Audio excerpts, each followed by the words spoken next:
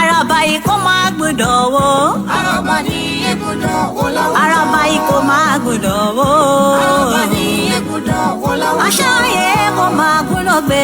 Araba ni egbọ́dọ̀ wó láwùjọ. Ìjì ayé kò máa gbọ́dọ̀ gbé lọ. Araba ni egbọ́dọ̀ wó láwùjọ. Ìtú ayé kò máa gbọ́dọ̀ pa ó.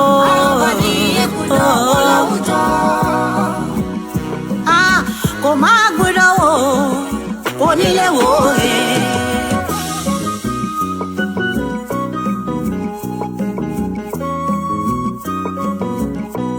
Ọlọ́gbọ́n ayé o, ẹ̀sùn mọ́ bí.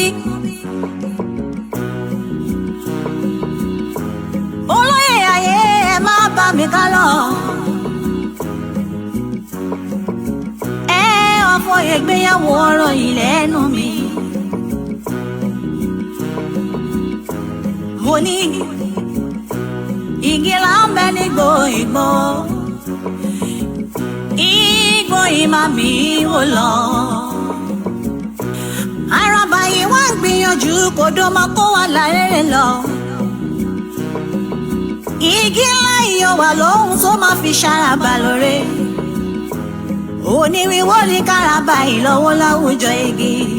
Onílé wò é kò máa gbọ́dọ̀ wò. Araba ni egbọ́dọ̀ wó láwùjọ. Ṣódà àbáhùn sá Fúlàní òyìnbó ṣe ń pa wá.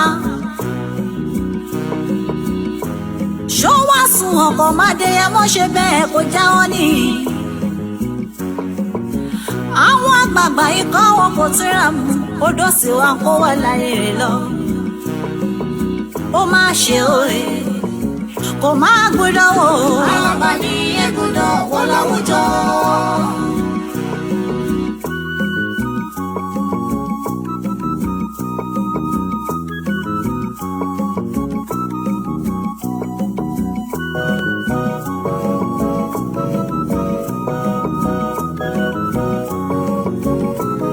Èrò bá mi kọ́ mọ́dé mọ́. Èmi kí ọmọ yíyọ ilẹ̀ akíkanjú ọkùnrin ogun. Èrò bá mi kọ́ mọ́ wọn ní gbọ́ ọmọ rẹ̀. Iná máa rógún màmá ti di pẹ̀lẹ́ ọmọ bàbá rógún màmá ṣojo. Sunday ẹ̀yẹ tó má ṣe bọ́ kí yẹn ò sí ní gbọ́mọ́. Òrìṣà tí ó ṣe bọ́pọ̀ Mádéyẹmọ́ ni ṣebí yẹn ò kọ́mọ́ lágbẹ̀dẹ. Ẹ̀bà lè jẹ́ ẹ̀bọ̀nà jẹ́. Adéyẹmí yóò máa sọ kọ̀ọ̀kan láì dáa. Kìkì orí tó máa kọ́ ni wípé Yorùbá nation yìí ló gbóyìn bá kìíní. Ẹ̀dá bí rẹ̀ ṣọ̀wọ́n òye kó máa gbọ́dọ̀ wò. Kò máa gbọ́dọ̀ wò. Onílé wò é. Ọmọ Yorùbá ẹ jẹ́ ká rórí. Ọjọ́ wo ni wọ́n dalẹ̀ Ifẹ̀ tán gangan? Àwọn kan sáré kó lè dára. Èrè bó bàjẹ́ kókò mi làwọn kan sá. Ṣó dára kí dára ṣo ìwà lókun. Yorùbá ìrònú kẹ́lọ́ fi mọ̀ ṣọ̀kan. Ọ̀tá ló pọ̀ tán ìwà ká. Kò máa gbọ́dọ̀ wò. Araba ni egbọ́dọ̀ wó láwùjọ.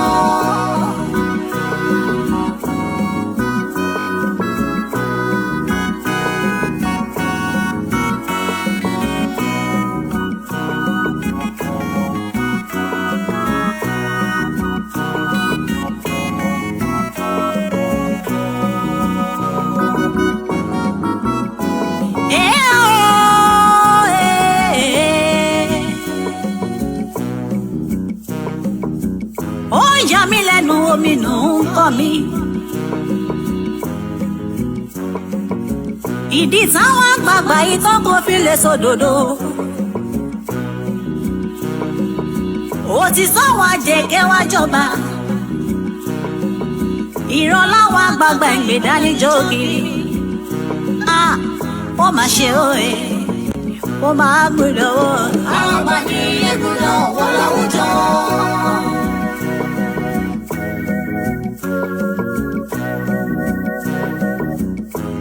ọba mẹ́wàá ìgbà mẹ́wàá yóò máa lòlẹ̀ ayé gbọ́.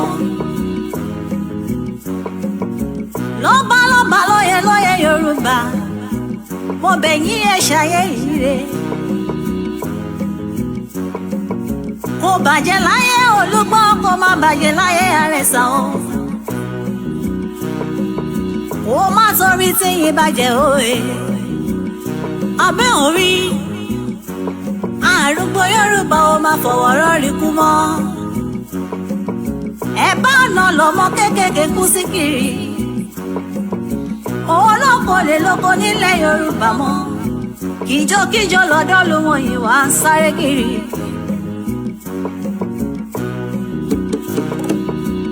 ọmọ Yorùbá ẹ jẹ́ ká relé. bájọ́ bá dùnmọ́ á ń padà sílé bàbá ẹni ni. ṣebí ewúrẹ́ yẹn ò lọ́ ṣọmọ ya àgùntàn. àgùntàn ló ní màmá mi òbí dúdú òye. ṣebí látọdún tá ti wà nínú Nàìjíríà yìí. ìdẹ̀ra là ń fojoojúmọ́ béèrè lọ́wọ́ wọn. ṣùgbọ́n òmìnira náà fojoojúmọ́ fún àmú.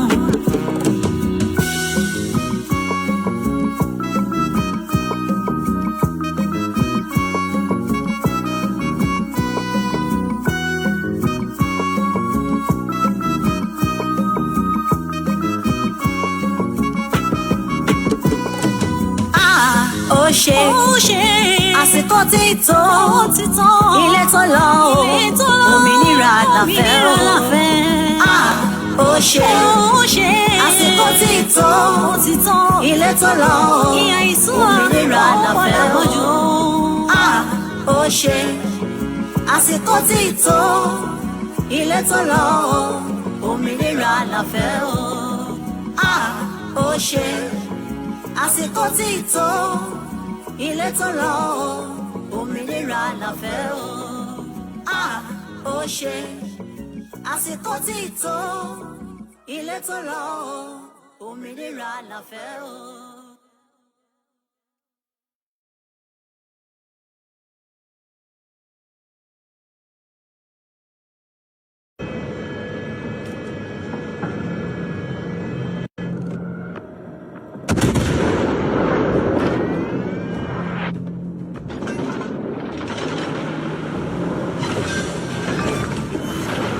Destroyed an enemy cruiser.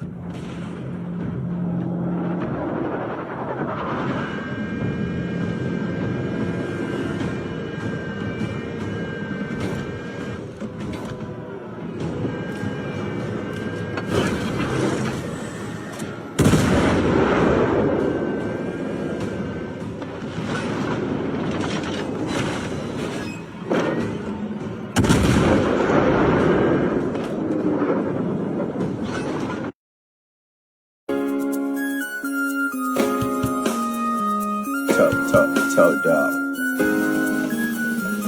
ọmọ Yorùbá kí la fẹ́ o Yorùbá nation la fẹ́. ọmọ Yorùbá kí la fẹ́ o Yorùbá nation la fẹ́. ọmọ wọn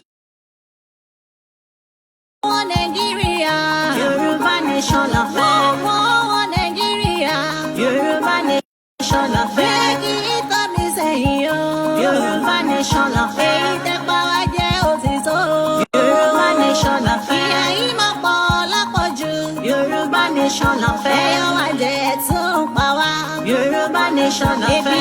In Johnson, I don't know whether these people have been served by the cops like that. ló ti pa wá.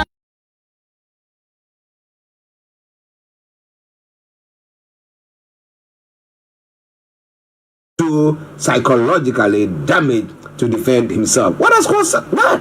Okay, Euphoria star died of accidental drug overdose. Those are some of the stories making the rounds there as well. But this is all coming away from STARR Radio UK. In the UK, now police release new images of Sarah Sharif. Sarah's father, stepmother, and uncle are due to stand trial at the Old Bailey in September 2024. What brought about her death? Okay, girl is UK's first kidney recipient to not need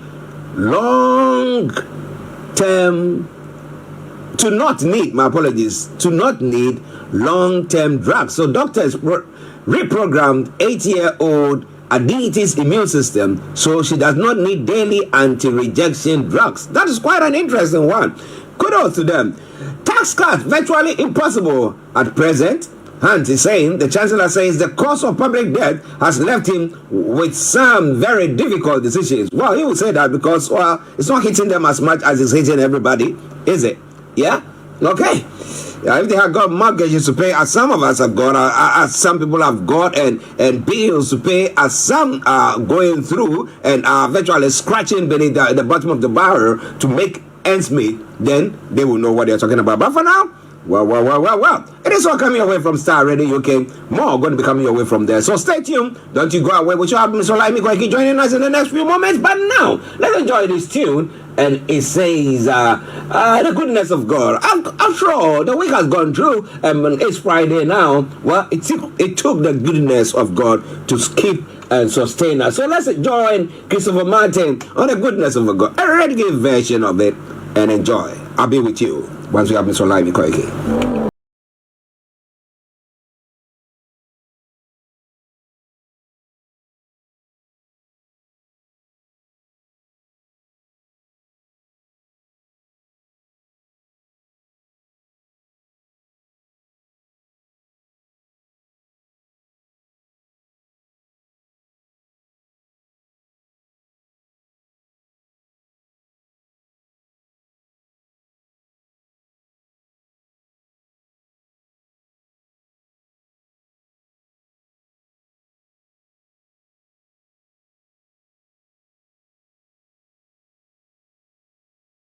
Favorite African and Caribbean radio station in London.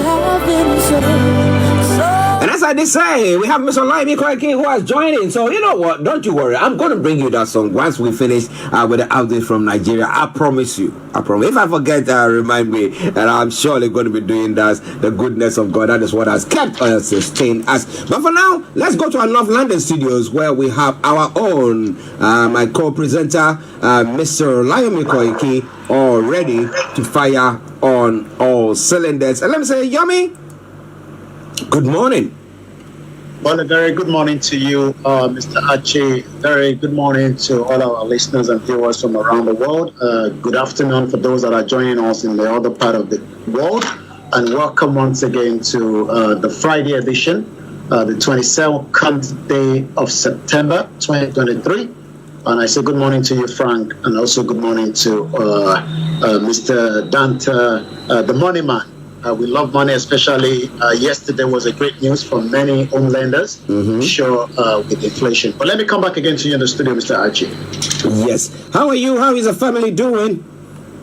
Well, we are very great. The family is doing very well as well, and we are grateful that we are still here doing what we love to do. We can only be, pleased that some of us that have lived part of our life here, yesterday I was saying that it's now just about 25 years that I came into the country, and it's just like yesterday, when you look back, you just have to be grateful to life. Yeah, of course.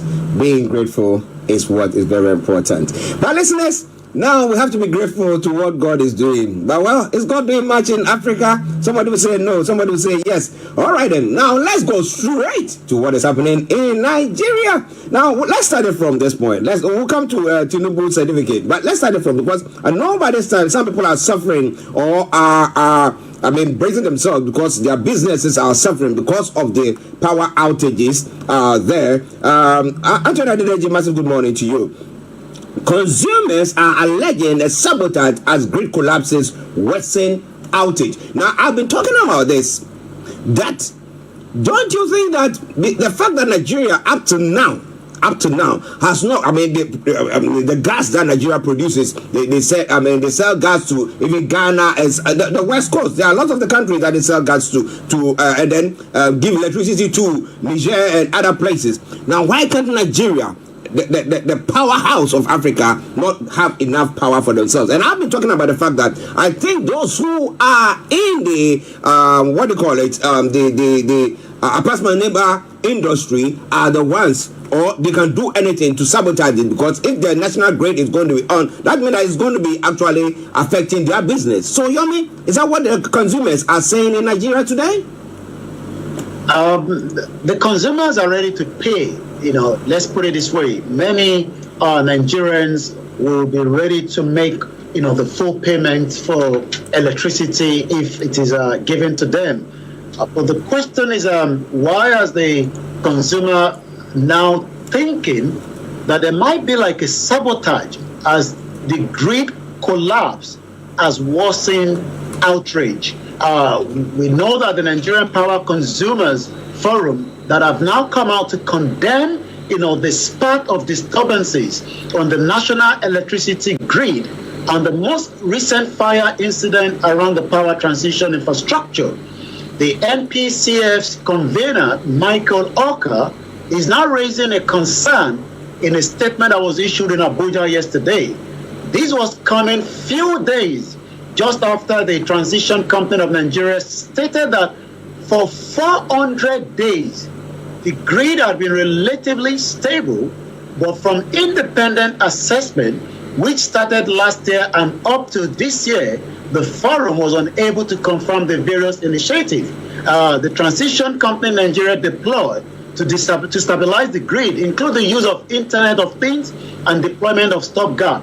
The question is, if we now have sabotage within the system, then we should be very, very concerned, because when you sabotage the electricity, you are definitely sabotaging the economy and the country itself. But from what we can say, that from Jaji, where we have 330 kV, these have caused nationwide outrage, and the question is, what is the government going to be doing to solve the problem of electricity? It has been going on for decades, and it seems that much investment will be needed in that particular sector. I think that the electricity is a very lucrative. I mean, there is a demand there already. So I don't know why private investors are not trying to throw their cap in there. What do you think is putting people off by not getting themselves involved in it? Because, like, in this part of the world, we have various electricity providing companies, and there is that competition, and they have the regulator that try to control them and stuff like that. What do you think? Why do you think up to now there are not individuals or private entities interested in investing in Nigeria's electricity? Well, again, it's all about the investment. You know, we need a lot of investment, in that particular sector, and, investors need to come in. I remember that on the stock market in New York, the president was telling investors that they should come into the country and invest. But the concern about investors is, when we come into the country and invest, are we able to pull our money? It says that bottlenecks have been resolved, money can be pulled out. When you look at the power electricity in UK, you will know that the French company have invested so much. Mm-hmm. We will want something similar as well in most African countries and Nigeria. But the question is, who is ready to put in billions of dollars into a project, and then they'll be able to recoup their investment? But it seems that what the president is saying, the still ongoing sideline of the United Nations General Assembly, is that investors should come in and they'll be able to pull their money out. Okay, so investors should come in. So let's take the next story pertaining to South Korea being interested in Nigeria's lithium. Thank God, Ghana too got lithium in I think somewhere in the central region, and Nigeria has got lithium. So virtually, Africa, when it comes to Africa, we've got everything, but we are the most impoverished in the world. Now, he's calling the South Koreans to come in. Now, what are they going to do? Just I mean, take the lithium, the raw material out, and just take it to South Korea to develop and do whatever? Or are they going to be coming in, having a negotiation with them and saying that, look, we need to develop the lithium, okay? If you are going to produce battery cells or whatever things there in electric cells or whatever in Nigeria, so I mean something of the sort. What did he say further to that? Well, again, I don't think we have what it takes to, we have the raw materials. That is something that Africa have. We have them in abundance. I was actually saying this morning that the northern part of Nigeria can produce electricity because of the amount of sun in that part of the world today. Yeah. And when you look at the African Union, we have 55 African Union compared to 27 from the European Union. Mm-hmm. And I was asking that if northern part of Nigeria was meant to generate electricity to African countries, how many countries do we think that we can supply? And to my surprise, many people say that, we can actually supply up to 20 countries, but again, we would need the right equipment, we will need the right infrastructure, the research center. So when South Korea is indicating interest in the Nigerian lithium, well, not that Nigeria cannot make use of it, but we do not have what it takes to convert that lithium for the usage. And let's go into it. According to the South Korean government, has now indicated interest in the Nigerian lithium deposit, according to a statement that was issued yesterday. The statement that was signed by the Deputy Director of Information of the Nigerian Ministry of Solid Minerals and Development, Alaba Balogun, disclosed that the Nigerian government had now engaged the South Korean government at the 17th Korea African Economic Cooperation Conference in Busan in South Korea.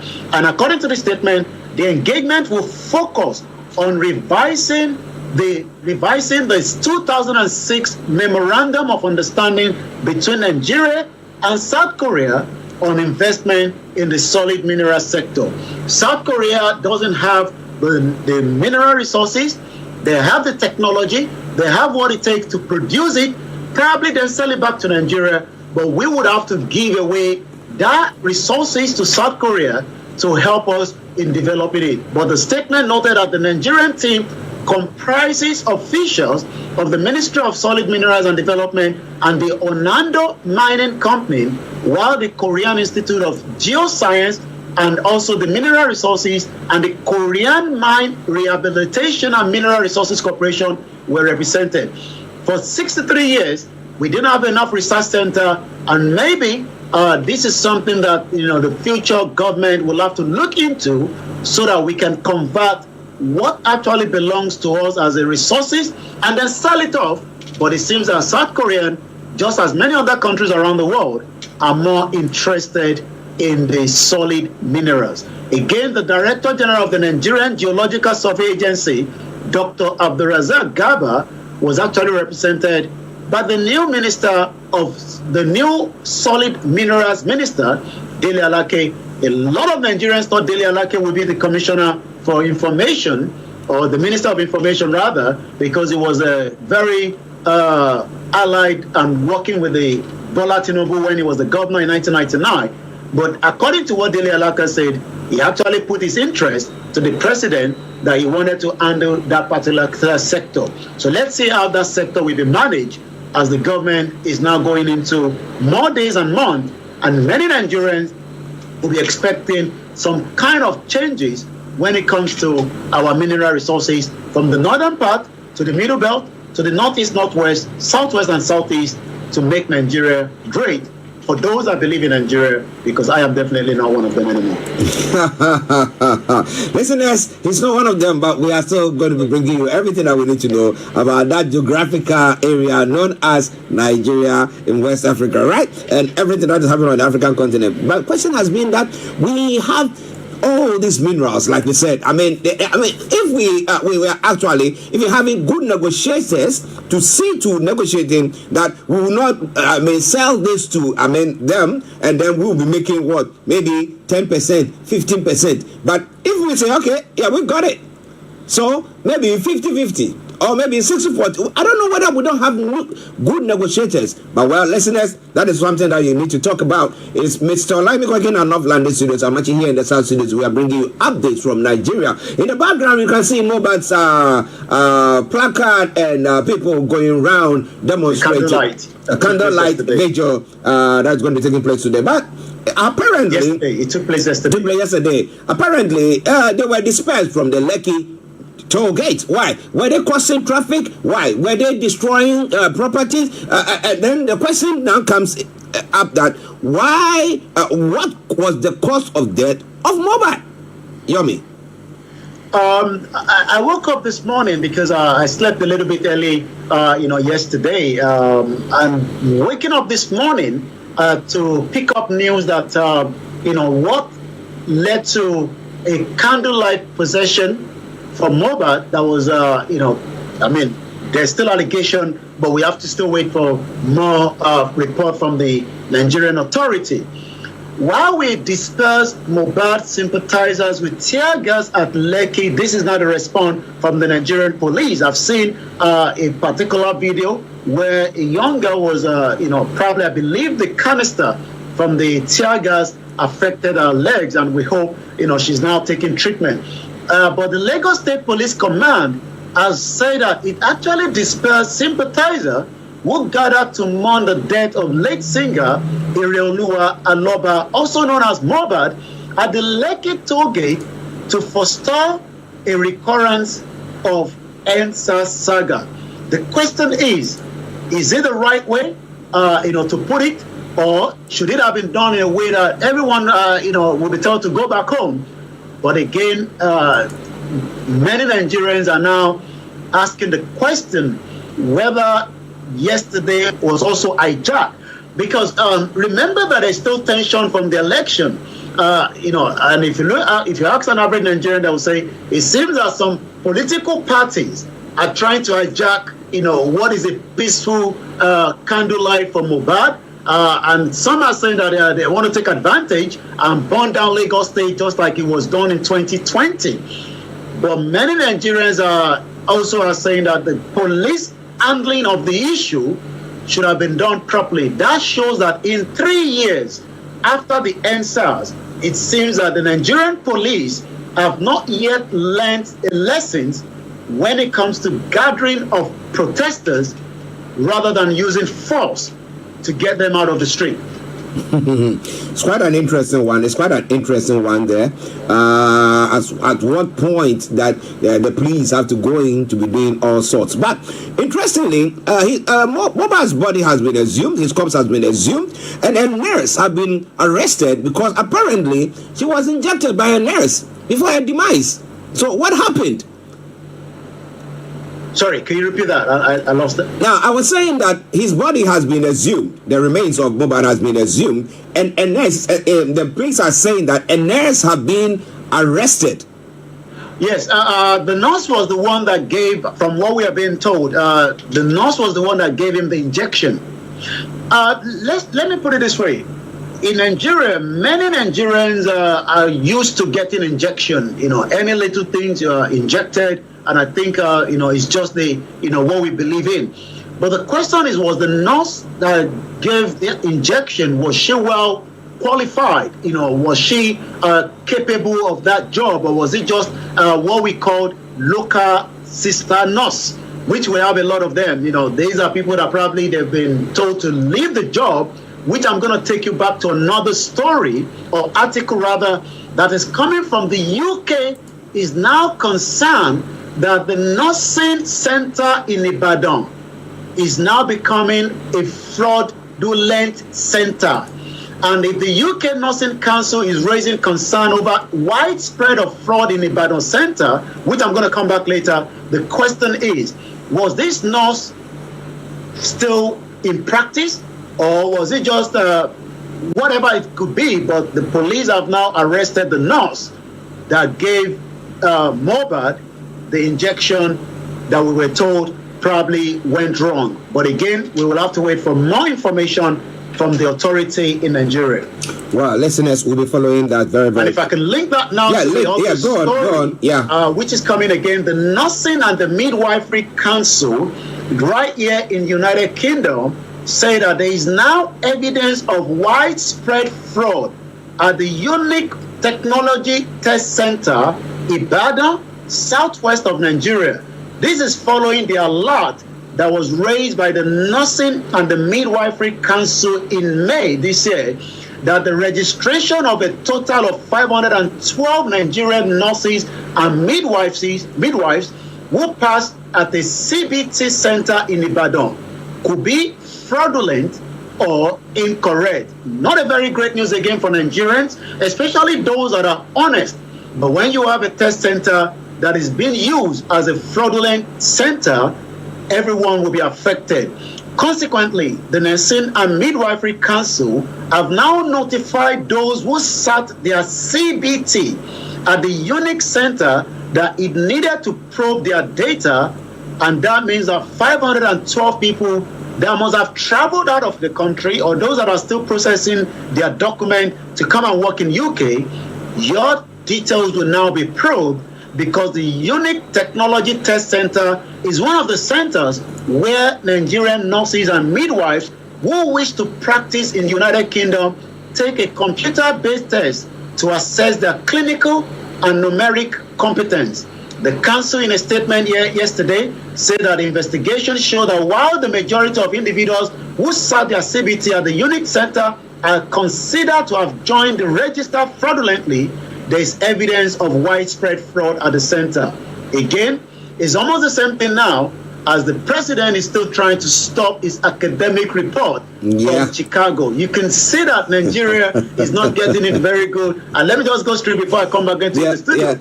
Academic record has been delayed, article request, but Tinubu tells the U.S. court that if you allow my record to come out, it might not be on a great terms. This headline says, there is now severe, irreparable harm will be done to me. This is coming from President Bola Tinubu. If my Chicago University releases my record, Tinubu is now begging the United States senior judge. Listen, as a STARR Radio UK, we'll bring you everything that you need to know. And it's quite an interesting one. We're looking at the nursing issue and the exam, the test center in Ibadan that we're talking about, that now concerns have been raised about it. The nurse who injected Mohbad, and now as to whether she was part of those who graduated from there, as to whether even she's got the qualification. As a sister of mine will tell me all the time that there are some people in the nursing, she works in the NHS here, and say there are some people who come. It's not talking about those who come in from Africa, but other parts of the world, and you see blatantly that they don't know what they are up to. They don't. So, as to whether the certificates that they have are authentic or not, whether they've undergone those training or they are there just to be observing things gradually and then get in there, we're not very, very sure. But the president says that, I went to Chicago University, whether I was a male or female, whether I've metamorphosed from maybe trans, what do they call it? The question is, you'll be wondering why he doesn't want the result to come out. If there's nothing hidden, even if you fail, we are not perfect individuals when we are at the university. Even if you have to retake some of your exams, we've seen people that have even dropped out, they've gone back. We've seen people that were in their 70s, they've gone back to university. So the question Nigerians want to really know is, why is the President Bola Tinubu hiding his result for us? Atiku wants to expose that. Bola Tinubu is begging the U.S. judge not to allow such to happen. He's talking about irreparable, severe and irreparable harm will be done to him. I failed my exams. This is my certificate, or this is that I went to that particular university. What's wrong with that? I'm doing it. I'm making it now. So what is wrong with that?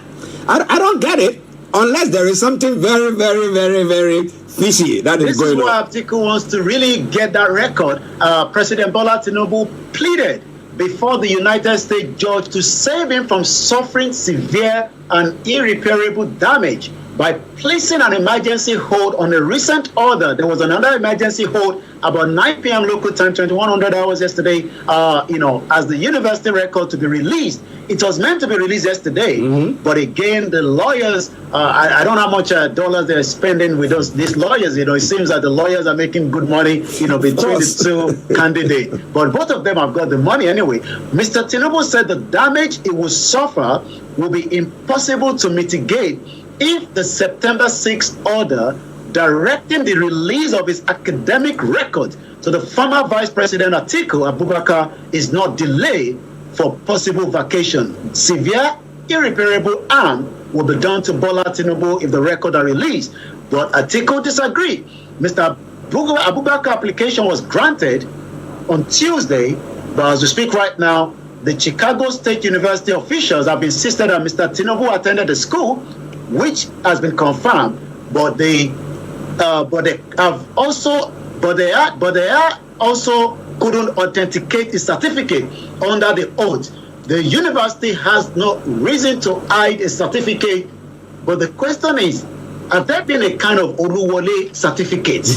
Because we know that Oluwole was a location somewhere in Lagos where document was forged, and they were really, really forged that most Nigerians used it. But it seems that Tinubu says, please, for damage purpose and harm, do not allow Atiku to get hold of this result. If Atiku get hold of the result, 200 million Nigerians would definitely know the outcome of that result. Will that result really tally with what Tinubu has been given to INEC, in the previous? That again will be a question that everybody will have to check. It's not about whether it was a male or female now. It's all about the authenticity. And again, it's not the first time many Nigerians are experiencing that. I experienced something similar when I came in.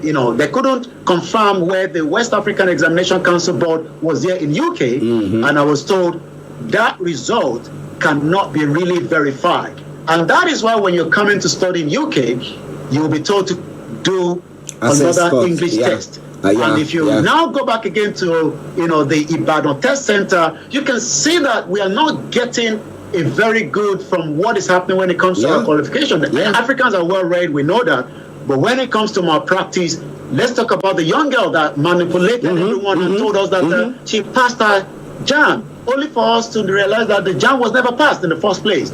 This is part of what Nigerians are saying. Maybe Chicago should release that result, and maybe this will bring proper sanity to what we call examination results. Well, interestingly, that lady, that girl, she used Tinubu's a defense that, look, you cannot release my result, you cannot do anything about it. I mean, maybe she's not got money to go to the courts like Tinubu has got. But listeners, it is STARR Radio UK. It is your favorite African and Caribbean radio station in London. If you are interested in what we are talking about, you want to have your take, may post it on our Facebook page or YouTube channel or any of the platforms that we are broadcasting on. And I promise you one thing for sure, that we are going to be touching on it. I am Archie here in the South Studios and Mr. OLAYOMI Koiki in the North Studios, and we are bringing you updates from Nigeria. Now, AMCON Managing Director Ahmed Kuru, gave the advice, and what advice was that AMCON asked ARCHIE chairman to present 300 billion naira debt repayment plan. What was that money meant for? Why did they come, or how did they come by that debt, Yomi? Let's first give you the background of what AMCON is. That will probably give us a bit of understanding to what we're going to be telling Nigerians and those that are listening to us in different parts of the world. AMCON is the asset management that is the asset management and corporation of Nigeria. That is the full meaning of AMCON. Many individuals have used their leverage to take out millions of naira out of the banks in Nigeria to build their businesses, but to return the money is a big problem. So AMCON job is to find those individuals as an organization and then bring them to book, so that whatever you are owing, if you cannot put the money back, then we will come after you. So AMCON was created for the purpose of efficiently resolving the non-performing loan, NPL, asset of banks in Nigeria for related matters by the virtue of AMCON Act 2010 by the National Assembly of the Federal Republic of Nigeria. The corporation is empowered to dispose of managed asset for the purpose of fulfilling its functions and objectives. Now, the question then is, how many organizations, how many companies out there in Nigeria have literally used, money from the woman selling pepper, from the normal layman that put their money in the bank and then they take the money out. Now, this particular one has got to do with ARCHIE Air. ARCHIE Air was traveling to not just London, it was going to different places, but it seems that the stakeholders have now blasted AMCON MD over the debt claim. It's not just ARCHIE, there are so many stakeholders, but we will dialogue with AMCON before investigative authorities, the ARCHIE shareholders is saying this morning. Lagos shareholders of the ARCHIE Air Limited have now dismissed a statement credited to the management director of the Asset Management Corporation of Nigeria, AMCON, Alhaji Ahmed Kuru, on the destruction of ARCHIE by AMCON and his receiver. The shareholder in a statement, however, described Kuru's comment as desperate attempts to misinform Nigerians and also to distort the fact, adding that it was open to dialogue with AMCON. The question is, how do we retrieve billions of naira home to Nigerians when organizations are not repaying back the banks? That is where AMCON comes in and try to find how they can take the money back. But again, as usual, it is not just ARCHIE. There are so many organizations that have, AMCON is talking about almost 240 billion naira that they are trying to take back from ARCHIE Air. STARR Radio UK, the finest African and Caribbean radio station in London. I'll come back again to you in the studio, Mr. Archie.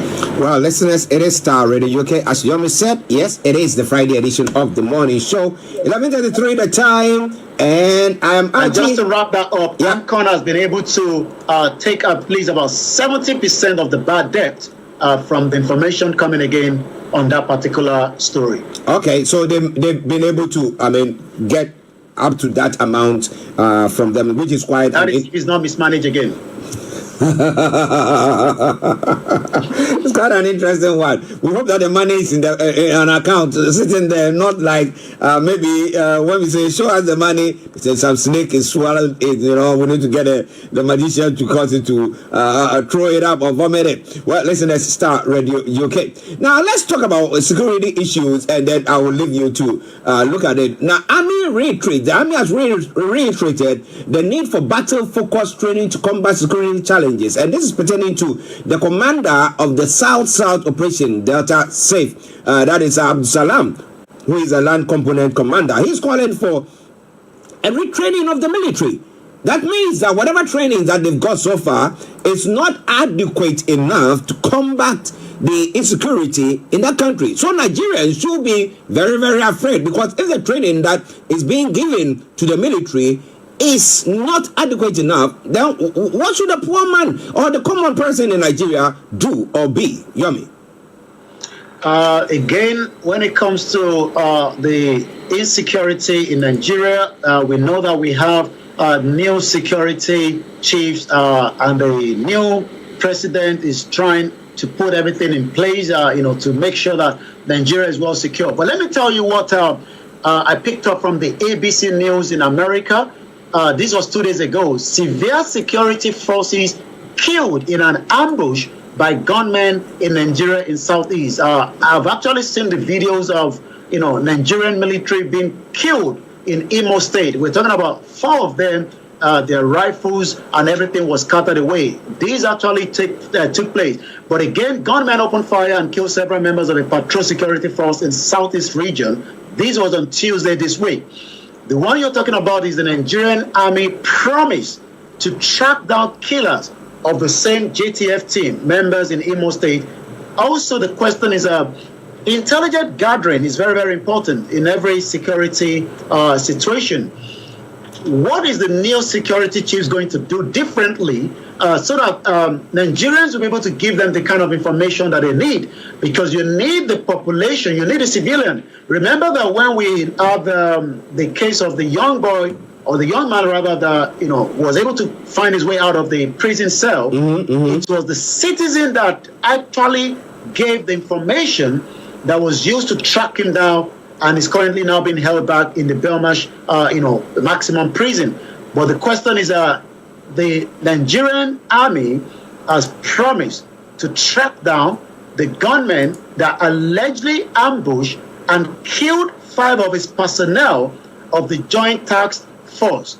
The question again is, were this Joint Task Force making a way to a location that is well familiar with?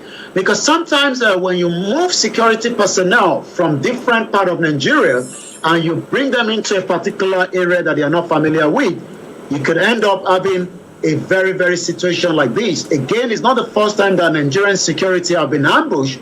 It's just that Nigerian security continue to get into this kind of situation as well. Once again, this is STARR Radio UK, the finest African and Caribbean radio station in London. Well, listeners, just bear with me. My camera is gone off, but it's going to come on in the next few moments. But Yomi, this is STARR Radio UK, the finest African and Caribbean radio station in London, as we continue to give the update from Nigeria.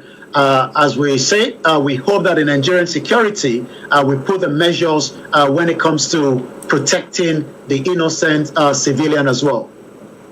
Okay, listeners, it's STARR Radio UK, your favorite African and Caribbean radio station in London. We go to Yomi for the rest of the stories making the rounds in Nigeria and on the social media. Over to you, Yomi. Well, let's go back again, to some of the, other news coming out of Nigeria for now. Once again, my name is OLAYOMI Koiki, and as we continue to give you some of those headlines as we have it right now. Again, the Central Bank of Nigeria have literally now postponed the September MPC. What does that mean? We know that this new administration is trying to be different from the old guard. The Central Bank of Nigeria yesterday have now announced the indefinite postponement of the September edition of its bi-monthly Monetary Policy Committee, MPC meeting. According to the spokesperson, Issa Abdulmumini announced the postponement in Abuja in a statement yesterday. The meeting was earlier scheduled to be held on the 25th and the 26th, but the MPC of the CBN has deferred it now to the 293rd meeting scheduled for Monday and Tuesday. A new date will be communicated in due course. Remember that when Emefiele was there with the previous administration, we couldn't get as much information when it comes to the auditing of the central bank from 2015 up to Buhari left, last, May. This May when the new government changed. But again, with the new CBN governor in place, Nigeria will be expecting, how do we bring down the foreign exchange?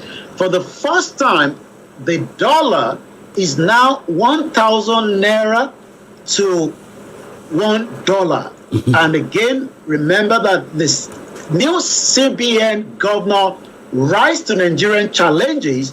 What are the challenges? The Nigerian president has nominated Olayemi Michael Cardoso to be the next governor of the Central Bank of Nigeria as they continue his attempt to reform the Africa's largest economy. But the appointment comes at a time when Nigeria is grappling with what we call the macroeconomy, difficult on front line, according to economic intelligence Teniola Tayo. Led by the Office for the Strategic Preparedness and Resilience in Abuja, spoke at the African business that the due list for the new central bank is to definitely long and fill with tough tasks, including fixing the relationship between interest rate and inflation. We know that inflation in Nigeria has gone over the roof, just as the governor of England here yesterday, the Bank of England was telling us inflation will still be remaining the same. But Again, many Nigerians are worried, they are concerned. The cost of food has risen, and the reason for that, again, is the subsidy has been removed. But there's another news coming out that subsidy was paid out. I would like to still confirm that that is in news, because if we are told that subsidy has been removed, but we are now getting information that subsidy was paid again, the question is, what is actually going on? But again, as usual, the vice president is still telling Nigerians that God actually ordained Bola Tinubu presidency. Many Nigerians, many Africans, we believe too much in God. Whether that is right or wrong is individual views on that. But let's go straight into that headline. According to the Vice President, Kashima Shettima, said that God actually ordained Tinubu presidency, but some politicians can be better than them, according to him. We do not occupy our positions because of our physical prowess, or certainly not because of our pedigree. There are people of superior pedigree than us, stated by the Vice President.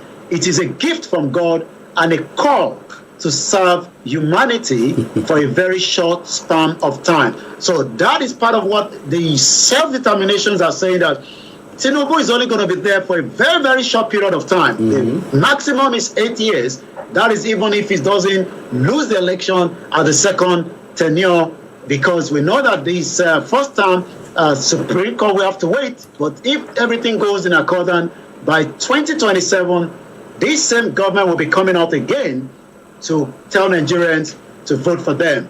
If he gets the second vote, that means Tinubu will be able to fix Nigeria just for 8 years, and the next government will have to come up again. And this is something that the Yoruba people have been saying, those that are campaigning for self-determination, says that as much as there's nothing wrong for Bola Tinubu to be the president, Tinubu will only be there for 8 years maximum. I don't think he would like to do the same thing that the Kenya president is trying to do now, to run for the third term. So we will have to wait and see. But the vice president stated this when he actually hosted the University of Ibadan postgraduate school alumni, according to a statement by his media, Stanley Inwokocha. The delegation also include members of the 1989 to 1990 set of the National Youth Service Corps, with whom he served in Calabar. Many Nigerians would like to know the same thing with the president, those he actually went to school with, from primary, secondary, up to university. But again, it seems that that is not happening anytime soon. Let's take you back to one more headline, then I'm going to go straight to what is happening on the social media as we continue to monitor the cultism in Ogun State. We talked about it yesterday. We hope the new system that is going to be put in place will be able to curtail some of those atrocities, because we're going again into the weekend. We do not want to come back on Monday and be giving news that many innocent youth were killed over the weekend. Last weekend was a bloody weekend in Shagamu. 24 innocent Yorubas, Nigerians, were murdered in cold blood. I've seen those images. They are very gruesome. 3 of them are secondary school. We are praying again that the authority should do everything possibly best to keep security across the country. As we now go straight to the social media, there's been a lot, and the focus, as much as it's going into the death of Mohbad, the question is, how many more injustice is taking place in Nigeria?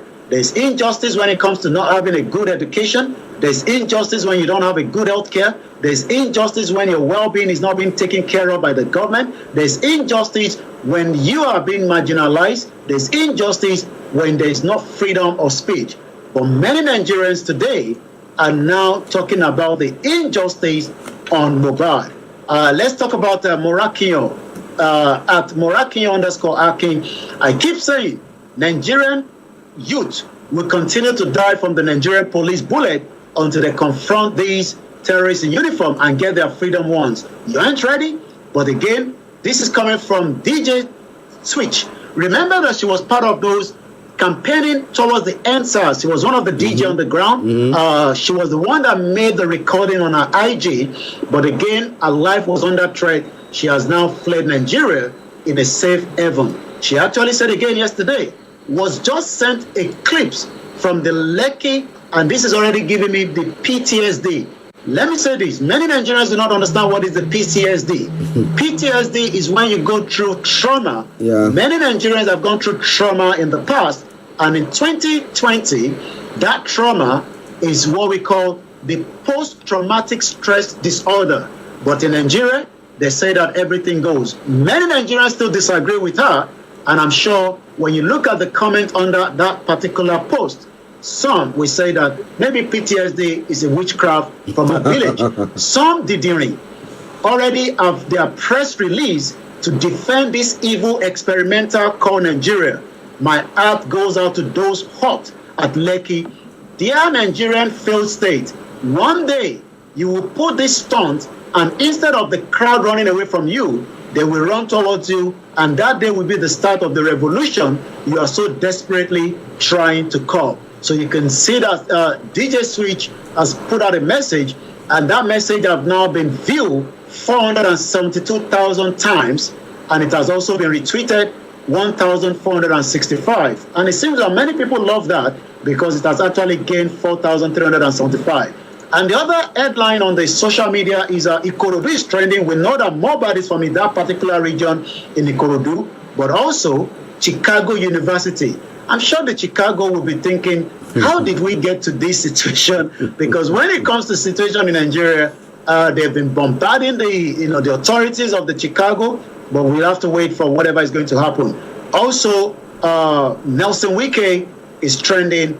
And one particular name that has come up continuously, two names rather, Naira Marley and Sam Larry. There's a young man that came out and said, I might look like Sam Larry, but please, I have now to go out with my identification because I am not Sam Larry that you are looking for. But what we are being told right now, Sam Larry is currently in Kenya, but we hope that as the Nigerian authority have now invited them, both Naira Marley and Sam Larry, for invitation. If that invitation is not there too, now they will be declared wanted. But for now, they are only being asked to come and speak to them. STARR Radio UK, the finest African and Caribbean radio station in London. As we say, Daniel Long is still being held after months for his speech that he was kidnapped from Ibadan. It seems that every 3 weeks or thereabout, we have something trending in Nigeria. Currently, Mohbad is trending. How soon this trend will continue, we don't know yet. But what we can say is, may Nigeria not happen to us. I return back again to you in the studio. Well, listeners, I tell you can't get this anywhere apart from STARR Radio UK, and that is what we're doing exactly from Mr. OLAYOMI Koiki and North London Studios. I'm actually here in the South Studios. Now, those of you who don't know PTSD, yes, post-traumatic stress disorder. So that lady remembered what she went through during that Lekki toll gate massacre thing that took place. Yeah, so it's not witchcraft. That's why Yomi was telling you. No, it is the atrocity that was unleashed on them by the military or the security agencies. No, they said they didn't do that. But Yomi, Sam Larry and Naira Marley, why are they being wanted, being invited by the police? Why? Mohbad was signed by Naira Marley as under the labor record until they have problems between each other and that actually fall apart.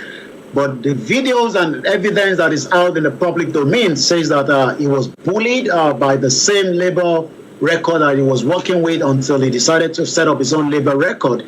And since these videos and evidence out there has been pointed to Naira Marley, there's no evidence that Naira Marley killed presently right now, but the information out there in the public domain is because of the amount of videos that is circulated. And the question some of us are asking is, why allow those videos to be kept in archives when they should have been out in the public domain?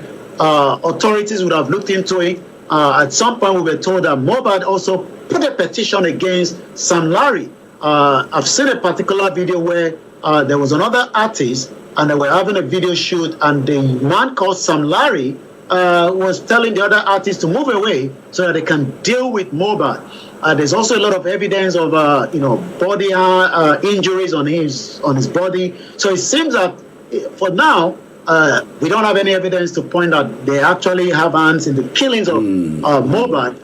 But because again there was a bit of bullying that took place. And I think that's the reason why the authority. But again, if there's going to be any charges, they will have to also defend themselves. But right now, there is nothing to suggest that they have hands in the killing of the young man. Okay, listen, it's quite interesting. We'll be following the story very, very closely, and we'll be bringing you everything that we hear. And when you also hear something, why not? Let us know as well, and we will be sharing it with our worldwide listeners. But accountability. Well, Shatima says that, you know what? We are ordained by God. And again, that is what is troubling Africa. We always say that the leader has been ordained by God, the priest has been ordained by God, the imam has been ordained by God, and therefore, even when they are doing something wrong, we don't have to say it because they have been ordained by God. It's a touch not my anointing, and that is what seems to be going on. And so our leaders come in with all the promises and everything that they want to do, and they finish and they are going to say somewhere, like Buhari is saying somewhere, and saying that, look, I know that I made some mistakes then, but who is holding him accountable? Nobody. They will come and do whatever. But I believe that one day we'll get to a place where maybe leaders who are coming in know that they are accountable to the citizens, and therefore whatever they are doing, they'll be watching it and doing it very, very well. Yomi, before we go. Well, again, you're quite right. I actually saw the former governor of Anambra State yesterday. He was somewhere in the U.S., I don't know which of the state, walking his dog. and you could tell that he wouldn't have done such in a state that he governed for 8 years. But this is what a politician does better, and throwing the tartan into the face of the Nigerians out there. But again, I'll be back on Monday, where we will give you all the events over the weekend.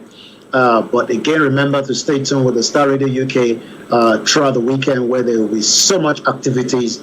But ARCHIE will take over before the money man, Mr. Danta, will be joining us as well, because we need to know how to manage that little resources that is coming through. Star Radio UK, the finest African and Caribbean radio station in London. Have a very good morning. Bye for now. Bye-bye. Well, listen, that has been Mr. OLAYOMI Koiki bringing you updates from Nigeria. It's been quite an interesting morning, and I hope that you did enjoy that. But if you have any comments, feel free, post them on our Facebook page, YouTube channel, or the Twitter. And I promise you one thing for sure, I'm going to read that. Okay?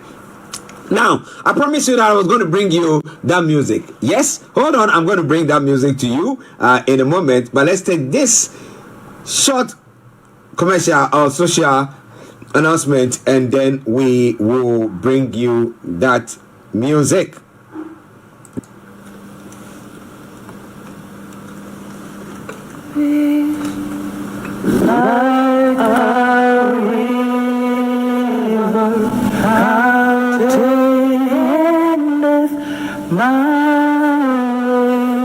The family and Christian community, friends and loved ones of Apostle Mark Nyako and Mrs. Victoria Nyako wishes to invite friends, sympathizers, and loved ones to the one-week observation at Newman Christian Center, 87 Beddington Lane, Croydon, CR04TD. The event will be taking place on Friday, the 6th of October, 2023, from 6 to 9 p.m. Bus routes 466, 463, Tramlink, Beddington Lane, and then there is free parking on the scene at the scene as well. So wherever you do, make your way there. For further information, please contact Evelyn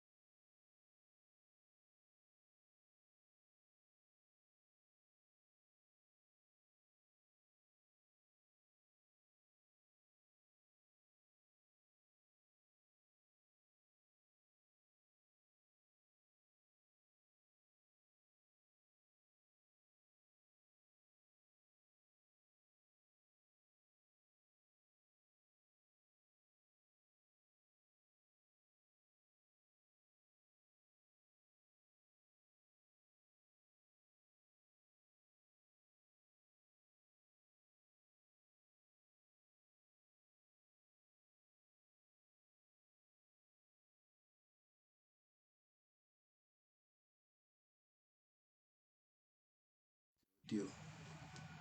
Bóyá kọ́ audio jáde nísìn. Báyìí kọ́ audio ti jáde nísìn. Ẹ má bínú, audio ti jáde nísìn. Ẹ ń tẹ́ wà lórí backup channel wa.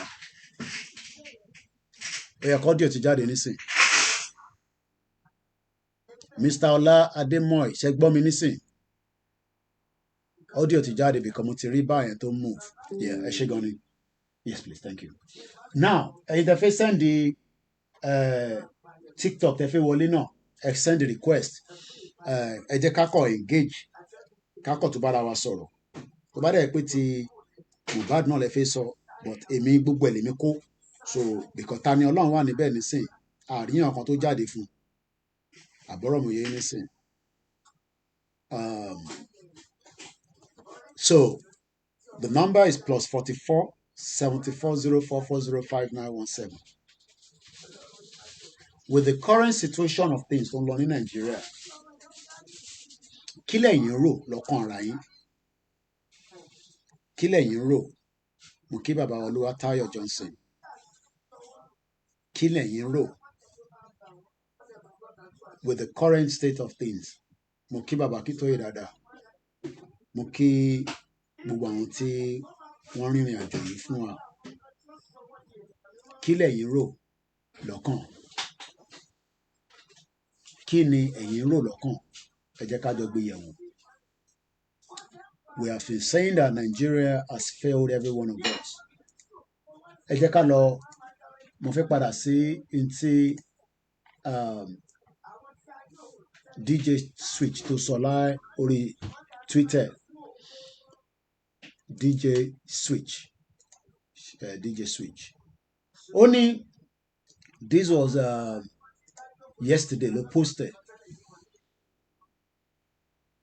Only I was just sent the clips from the Lekki, and this is giving me PTSD. Many Nigerians don't know what is PTSD. PTSD. Many Nigerians do not know what is PTSD. Ọ̀pọ̀lọpọ̀ yín ò mọ̀ tán pè ní PTSD. Many Nigerians do not know what is called PTSD.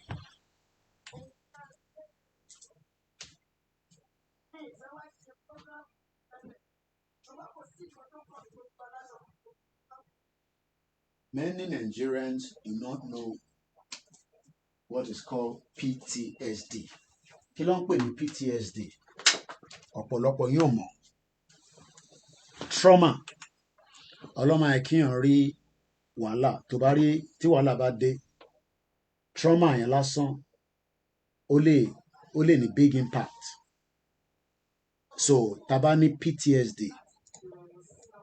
Kódà mo rántí pé wọ́n castigate ọmọ yìí títí. Kódà àwọn kan nírọ́ ló pa. And so on and so forth. Mo ṣàlàyé PTSD lẹ́ǹkan is a post-traumatic stress disorder. Is a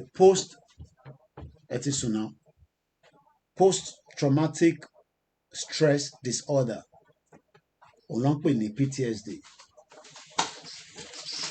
It's a psychiatric disorder that may occur in people who experience or witness a traumatic event. Ṣé mọ̀ pé gbogbo Nigerians ló ní PTSD? How many people believe that? Gbogbo Nigerians ló ní PTSD. Every single one of us has PTSD.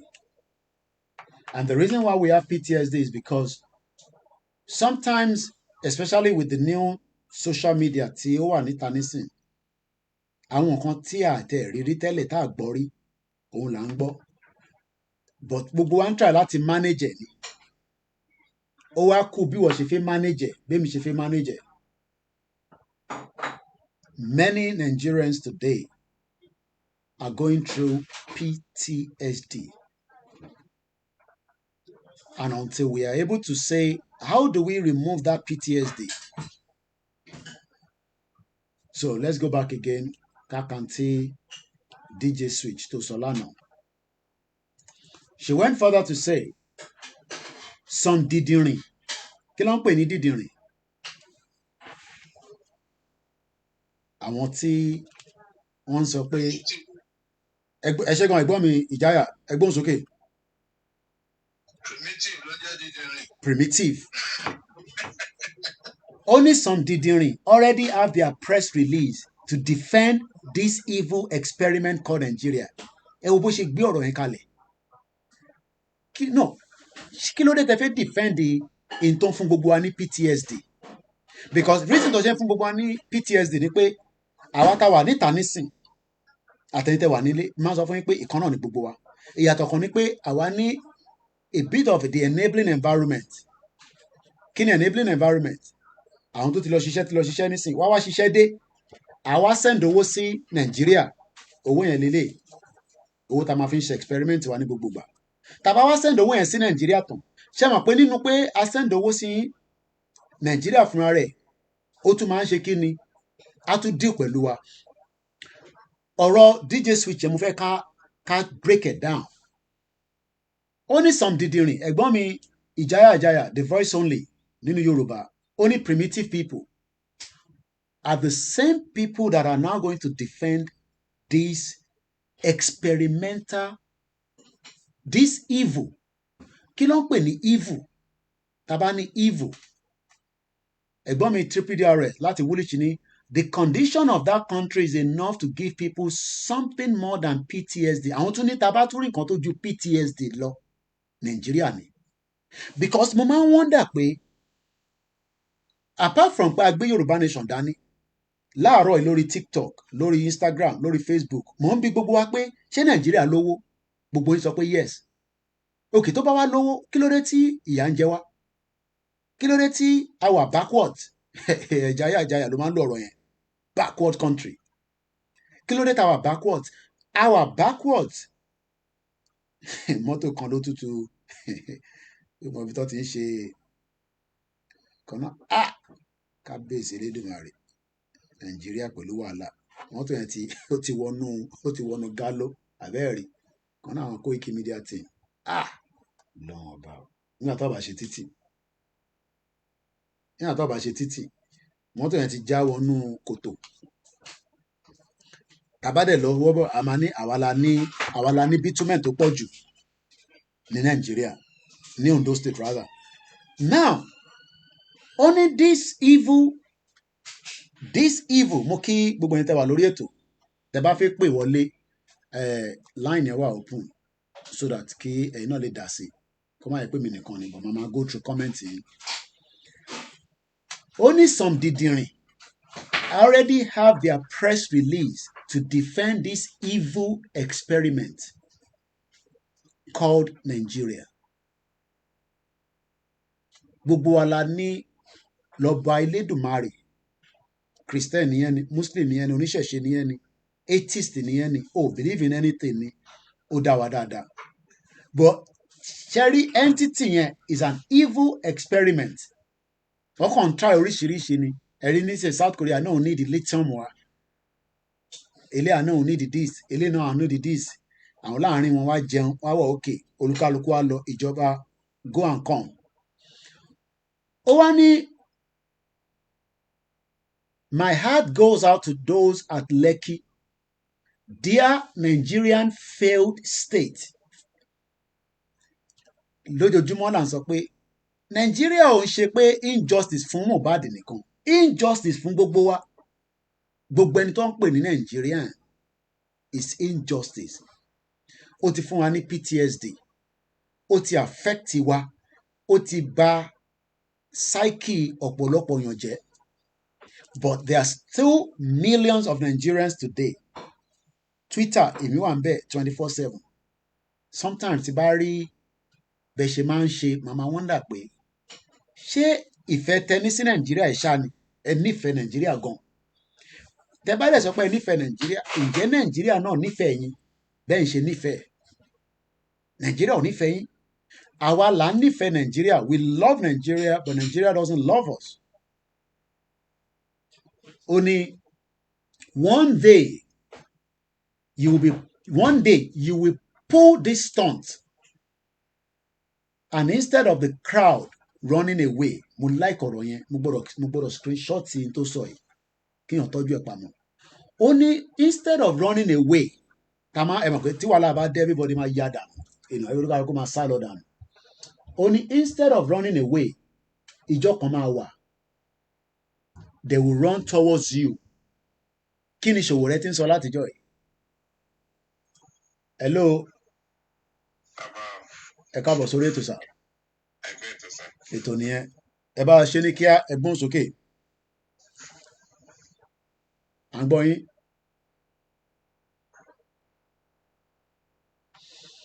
Ṣé wà pẹ̀lú wa? Ọ̀dà ọ̀ sí pẹ̀lú wa. Ó ní instead tí gbogbo a máa ń sá lọ ẹ mọ̀ pé tí wàhálà bá ti dé everybody máa yá dànù. Mo rí skit tí Mr. Macaroni ṣe, mo ti wo skit yẹn. Àwọn máa sọ̀rọ̀ bí òwe ni. Mr. Macaroni máa wà very careful. Kò ní fẹ́ sọ àwọn ọ̀rọ̀ kan délẹ̀ tán. Torí pé wọ́n ti dé pẹ̀lú òun náà rí nínú Nàìjíríà ń bẹ̀ nígbà EndSARS. Ẹ̀rí bọ́ ṣe bọ́ sí boxer ọ bọ́ sí wòwò. Instead of you running away, they will run towards you. That day will be the start of the revolution you are so desperately trying to curb. Àwọn òyìnbó táwọn ọmọ yìí máa ń lò àwọn ọ̀kàwé púpọ̀ jẹ́ kí n lọ wo meaning curb C-U-R-B kí ni meaning ẹ̀? Kí ni meaning curb? Curb. Curb. Curb. A check or restraining something. So what they are doing right now is they are restraining many people. Muri, I was very surprised that Pastor Shekilen Kwemaye, Tony Nigeria 1999 Constitution is a fraud. Kilorúkọ pastor yẹn, máa múra dáadáa báyìí, ó ní body dáadáa. Tony Nigerian Constitution is a fraud. This country kìnnìkan ó ní followership kan tó pọ̀ gan báyìí. Ẹ lọ túbọ̀ nǹkan tó sọ. Tó bá sọ̀rọ̀ lọ báyìí, wá tún dá padà báyìí. Ó ní kẹ́ fìjà sílẹ̀ fọ́lọ́run. I can't remember his name now. Ó ní kẹ́ fìjà sílẹ̀ fọ́lọ́run. Kọ́lọ́run wá bá wa, kọ́lọ́run wá gbèjà wa. Kò ń ṣe Túndé Bákàrè. Ẹlẹ́nu gaiwé ní Bákàrè yẹn. Ìyẹn ló náà wọn àti Buhari jọ drive tí Buhari Yorùbá ni, is a Yorùbá pastor. Ó máa ń múra dáadáa bá máa wọ sleeveless. Àwọn tó orúkọ ẹ̀. Ẹ jẹ́ kí n lọ sórí YouTube. Tí bá ti ní Nigerian Constitution is a fraud. Ó máa gbé jáde. 1999. Kí ni Nigerian Constitution? Ó sọ̀rọ̀ nígbà yẹn. Mo ní lè play video ẹ̀ because mo ti lo video wọn rí. Wọ́n report page mi. Mo ní lè play video ẹ̀. Mo ní lè lo video yẹn. Because mo ní láti sọ fún ọkọ bá wa yọ yes, Adefarasin. Thank you so much. Paul Adefarasin. Ẹ tún lọ gbọ́n kan tó sọ. Ẹni tó jáde tó sọ fún wa pé the 1999 Constitution, that 1999 Constitution cannot move Nigeria forward. All they do is what DJ Switch is saying. They try to restrain you by curb. Lẹ́ǹkan sí Curb. restrain. Don't go out o. Ẹ má lọ dàlúrú o. Ẹ má ṣe this o. Yes, Pastor Paul Adefarasin. Thank you so much. Shows people are with me today. Thank you so much, every one of you. Especially in time go out in Nigeria. Something must give way for something. If you say you want the Nigeria that is working, how do you hold your representative accountable? Can you hold them accountable? Can you? So, tabani curb, according to the Cambridge Dictionary, to control or limit something that is not wanted. The government should act to curb tax evasion.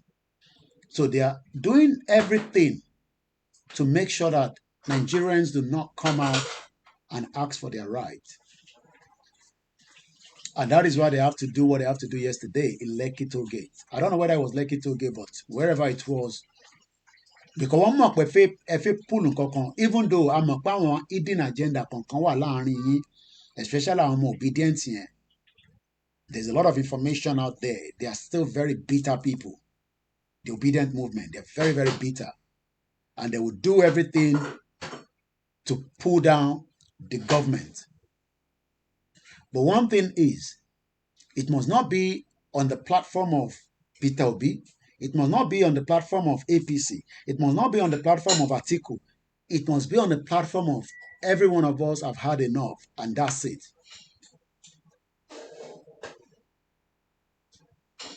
Benny Moria Abdullahi. Many Nigerians still believe that Nigeria is working, Mr. Sadiq. The Indian Nigeria is not working. Ẹ jẹ́ ká wo àwọn comment tó wà lábẹ́ post DJ Switch yẹn.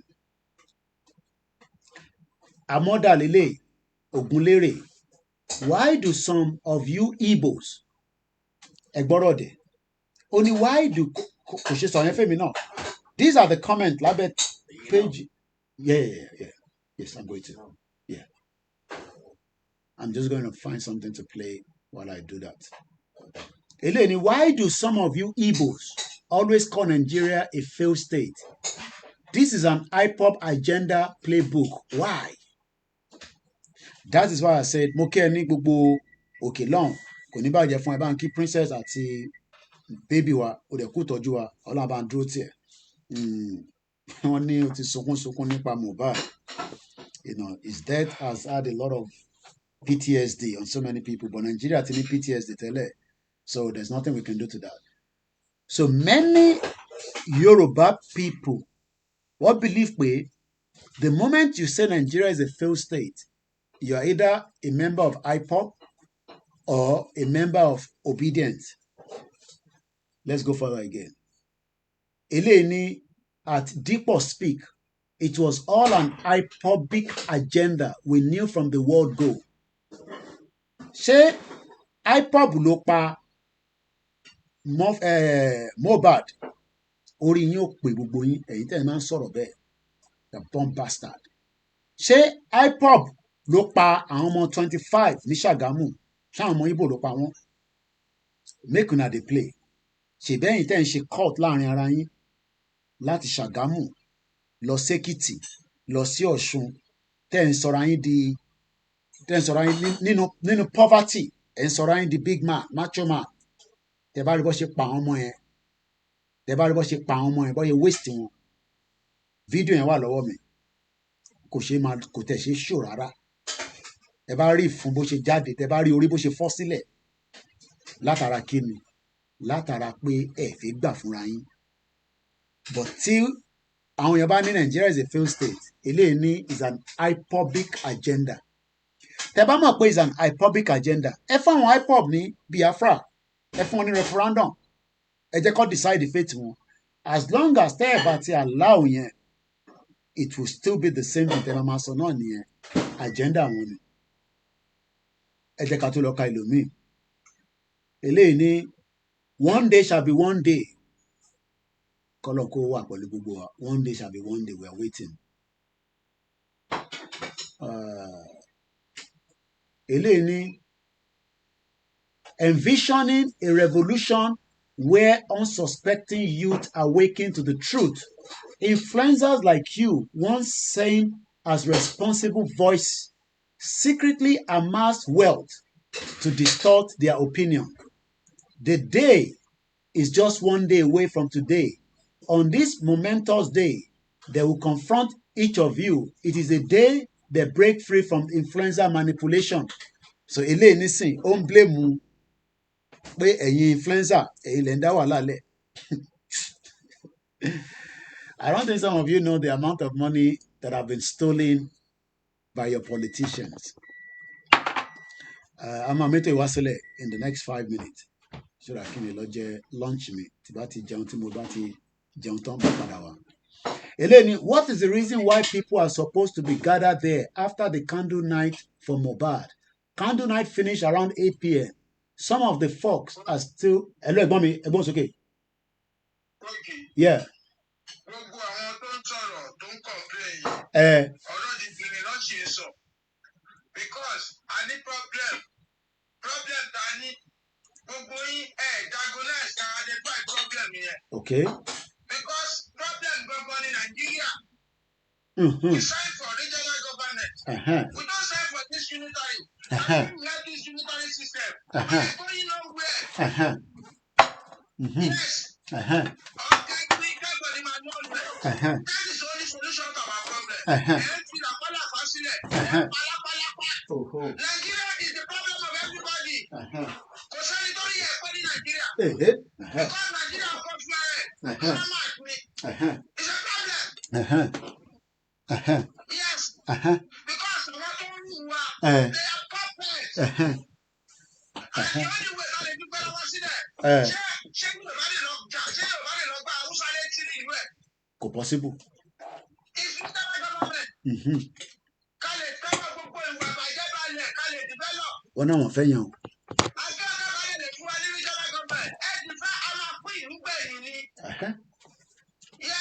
Mo ti mú fọ́ọ̀kì dání oúnjẹ gbọ́dọ̀ wọ́kùn.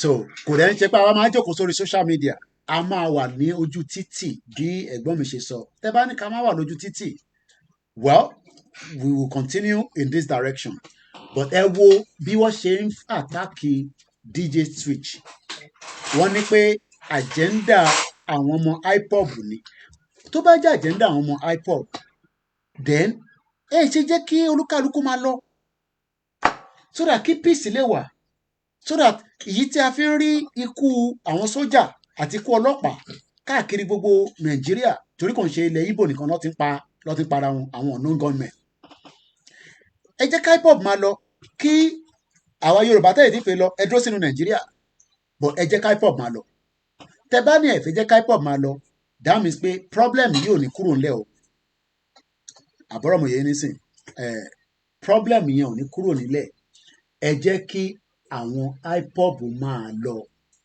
ó dà pé èèyàn kan tó fẹ́ ẹ mọ̀ pé àwọn Yorùbá kan àwọn láìkí irọ́ ti pọ̀ jù wọ́n fẹ́ òtítọ́.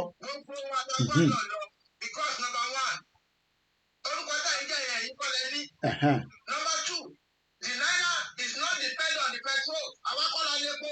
Ó yẹ bàbá mi sọ ẹ̀gbọ́n mi mò ń gbọ́ rin. Naira is just a paper. It doesn't depend on anything. Tí wọn náà bá ti lè máa jẹ ilé lẹ́ǹkọ̀ọ̀kan àwọn máa wà òkè wà máa fresh. Ó yẹ gbóhùn sókè ta ló tún wà ń bẹ̀ ẹ ká máa pin mọ́ra wọn lọ́wọ́. Ẹ̀yin kọ́ lẹni port.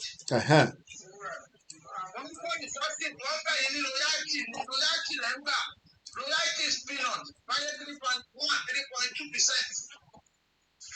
After they are taking goods worth of billions of dollars.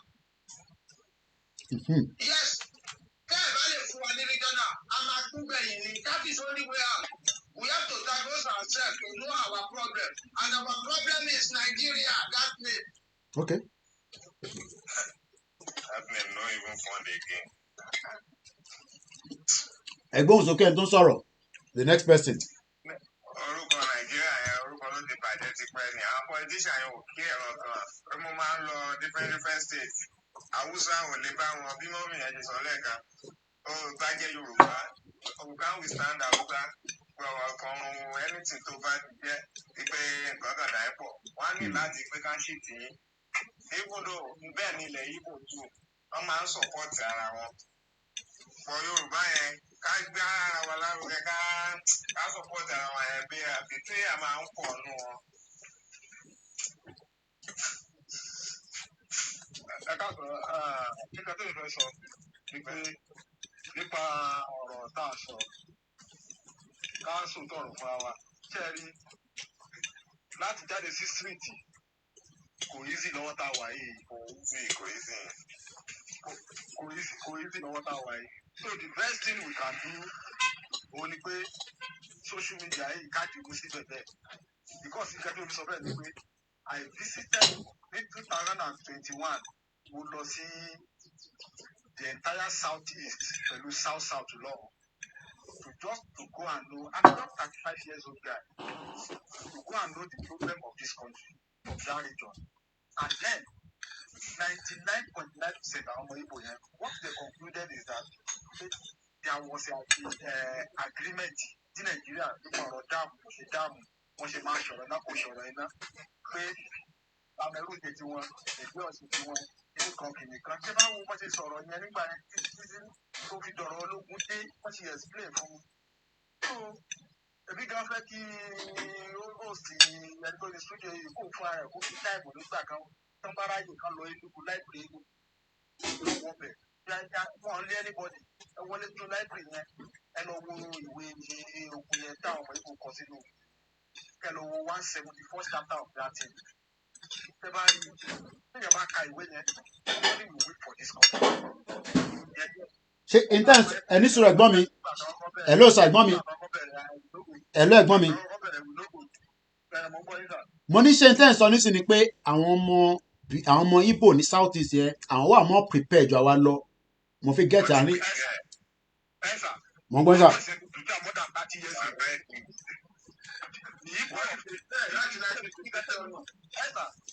Nǹkan tí mo sọ lé ní the Igbo of today ó ń ṣe Igbo 1960 lọ́nà jagun àbí 1967 o.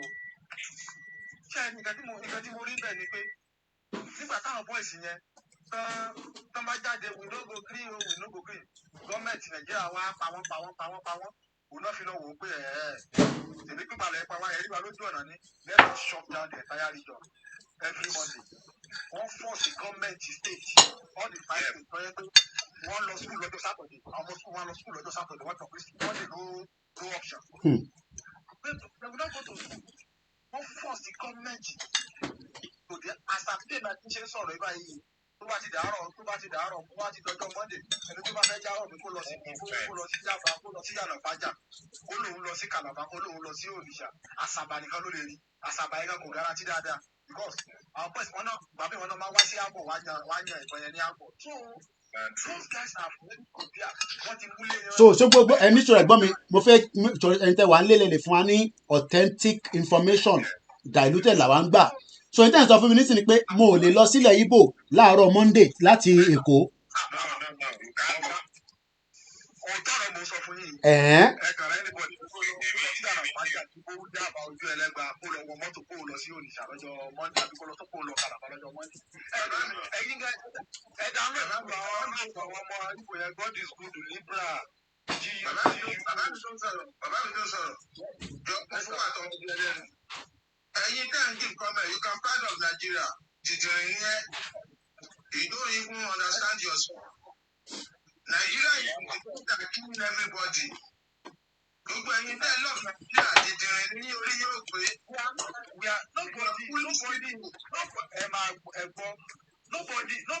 nobody is saying as of today pé this is Nigeria of his own dream.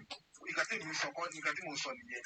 ẹ̀jẹ̀ àgbọ̀n kan tó ń sọ Ìjáyà wọ́n mú pọ́ìntì kan jáde tí mo torí pé mò ń jẹun lẹ́yìn ni mo ti jẹ tán nísìn bọ̀ mo fẹ́ gbádùn nǹkan tó ń sọ because ẹ̀gbọ́n yẹn sọ nǹkan kan ó ní gbogbo wọn lè jáde a sì máa sọ lórí yẹn bọ̀ yẹ ká gbọ́ lórí ọ̀rọ̀ ìyàn lọ sílẹ̀ Igbo láàárọ̀ Monday so tí bá fẹ́ lọ sílẹ̀ Igbo láàárọ̀ Monday tí mo dé ibi tí mo ti fẹ́ wọ mọ́tò park ẹ gbé mi lọ sílẹ̀ Igbo kí ló máa ṣẹlẹ̀.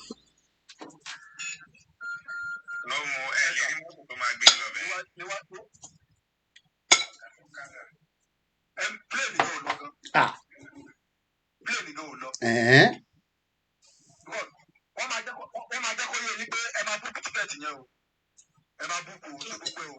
Why táwa náà lè join? Nǹkan tó ń ṣe wà effective. Why táwa náà lè join? Why táwa náà lè pariwo? Ibi tí wọ́n ti ń sọ pé ẹnu ti wá ó dàbí pé ó sì lọ ní both side kì máa mo fẹ́ sọ pé kòkò mo fẹ́ lo ọ̀rọ̀ pé kòkò. Tí gọ́ọ̀mẹ̀ntì bá tẹ̀kì action kankan lórí wọn àwọn IPOB yẹn na go gun person down. Wọ́n máa méjọ fún pààyàn lórí òwèrè. Wow. Ní Monday yẹn. So that means pé àwọn take it serious. Seriously. Okay. Èmi gbọ́dọ̀ play devil advocate èmi mọ̀ ẹ̀kọ́ àwọn tó wà ní ground agbọ́dọ̀ gbọ́ tẹnu wọn mò ń gbádùn yín.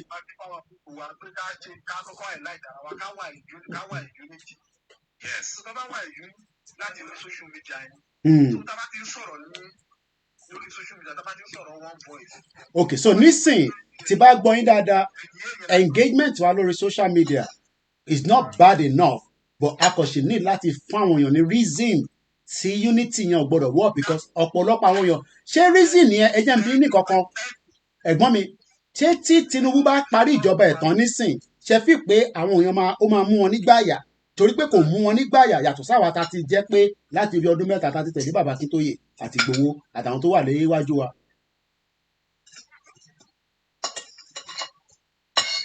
Network sí mo ń gbọ́ yín. Tí bàbá Tinubu bá lọ ọdún mẹ́jọ ń bẹ̀ tó bá lò. Bẹ́ẹ̀ ni sà. Gbàgbéjọba alẹ́ yìí. Gbàgbélẹ̀ fàwùsà. Gbàgbélẹ̀ fàwùsà. Èmi àwa Yorùbá ìgbà yẹn la lọ máa ṣe alignment pẹ̀lú àwọn ọmọ Ìgbò díẹ̀ torí pé agbára yóò sí lọ́wọ́ wa mọ́. Okay. Ẹ ká bó bá ṣe máa ṣe kíní ni ká bó bá ṣe máa ṣe kíní ni ká máa ọ̀fẹ́ kíní. Okay. People will tell you they don't have anything. I have many friends of Igbos. They don't have anything for the management of Nigeria pé kò sí Nàìjíríà wọn. Okay. You still force us to stay inside. Ẹ fẹ́ máa jẹ́ kó yé yín nìyẹn. Now tí irú àwọn message tá à ń rí nísìn tíyàn kan ní àwọn IPOB agenda ni lọ́ọ́ ṣe fẹ́ da irú rally tó lọ ṣe lánàá nígbà tó ti ní kọ́lùkálùkù máa lọ́lé, kí ló wá dé tí ẹ̀ fi jẹ́ kó máa lọ? Kí ló dé tí a fi jẹ́ kó lọ? Kí ni reason tá a ṣe fẹ́ hold wọn together nígbà táwọn náà fẹ́ lọ?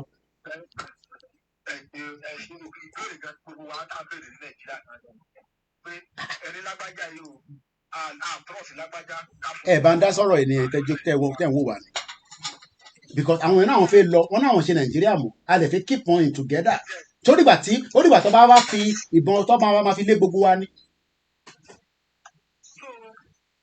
Nǹkan tí Nàìjíríà gọ́ọ̀mẹ̀ntì ń ṣe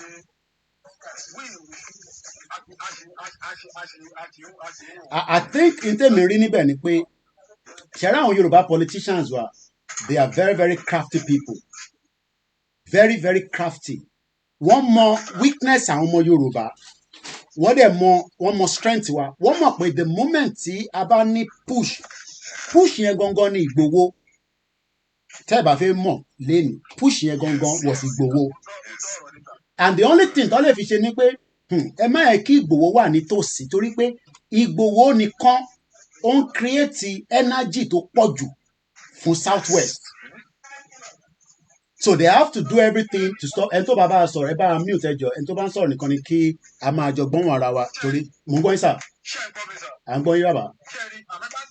Another thing tí mo find out ni pé level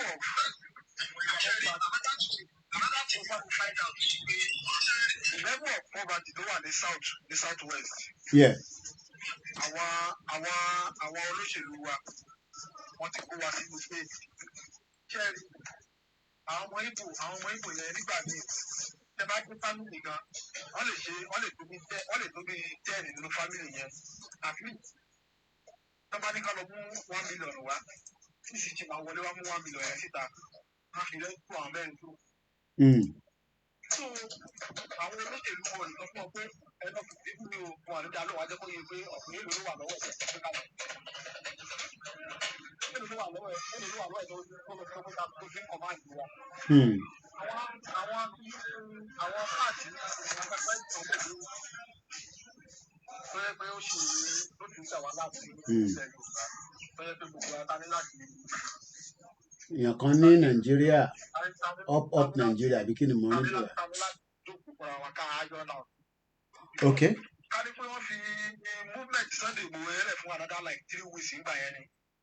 Gòbé ti dé Nàìjíríà gbà yẹn problem ti wọlé finally. Wow. Ọ̀dà ẹ jẹ́ ká gbọ́ látọ̀dọ̀ ẹni tó ṣẹ̀ wọlé mo ń gbọ́ yín. Wọ́n ti rí movement yẹn already pé tí movement yìí bó ṣe ń lọ yìí ó ti dé Èkìtì ó ti dé Ọ̀ṣun. So ó ti fẹ́ máa rìn kọjá ibi tí wọ́n ò fẹ́ rárá. So Ògùn àti Lagos nìkan ló kù ń gbà yẹn bí tó bá kí n Azeez mo kí ẹ. Yeah. Definitely àwọn Èkó. Okay. So wọ́n ti rí gbà yẹn pẹ̀lú bọ̀bọ̀ ọmọ Ìgbò ilé tó wà ní tọ́músí ẹ̀wọ̀n gbà yẹn tí second commander take over. Nnamdi Kanu. Yes. The second commander take over gbà yẹn tó jẹ́ pàṣẹ oríṣiríṣi pé violence ni pé if na gun to gun pé káàkó lọ yanjú gbogbo ẹ̀ wọ́n ṣàfọ̀rọ̀. And then, based on the terrorists that were in Southwest in the people that had the fire ballet, that put the push one part, that put on the one. So, gbogbo àwọn gómìnà wọn gbà yẹn ṣèyí Mákindé Fáyẹmí láyé ìgbà yẹn gbogbo wọn rò tọrọ wọn fẹ́ sọ ni o. They all saw this thing. Wọ́n rí ọlọ́tẹ̀ ṣe olówó akéde olúńgbà yẹn tó bá fọ́ọ̀mù àmọ̀tẹ́kùn bẹ́ẹ̀ni tó wà effective fún gbà. Lagos gan fọwọ́ sí àmọ̀tẹ́kùn yẹn tẹ́ bá rántí. Ẹ jẹ́ kí the new person tó ṣẹ̀ wọlé yẹn ẹ jẹ́ ká gbọ́ láti ẹnu tiwọn náà ó dà pé kinní kan #justice ẹgbọ́n agbóhùn sókè #justice. Nígbà tẹ́ ti ní orí social media la ṣì ní for now àwa tá a dẹ̀ wá ń ta àwa máa jáde at the appropriate time ẹgbọ́n sókè #justice. Ẹ ti mute ara yín àgbọ́yìn o.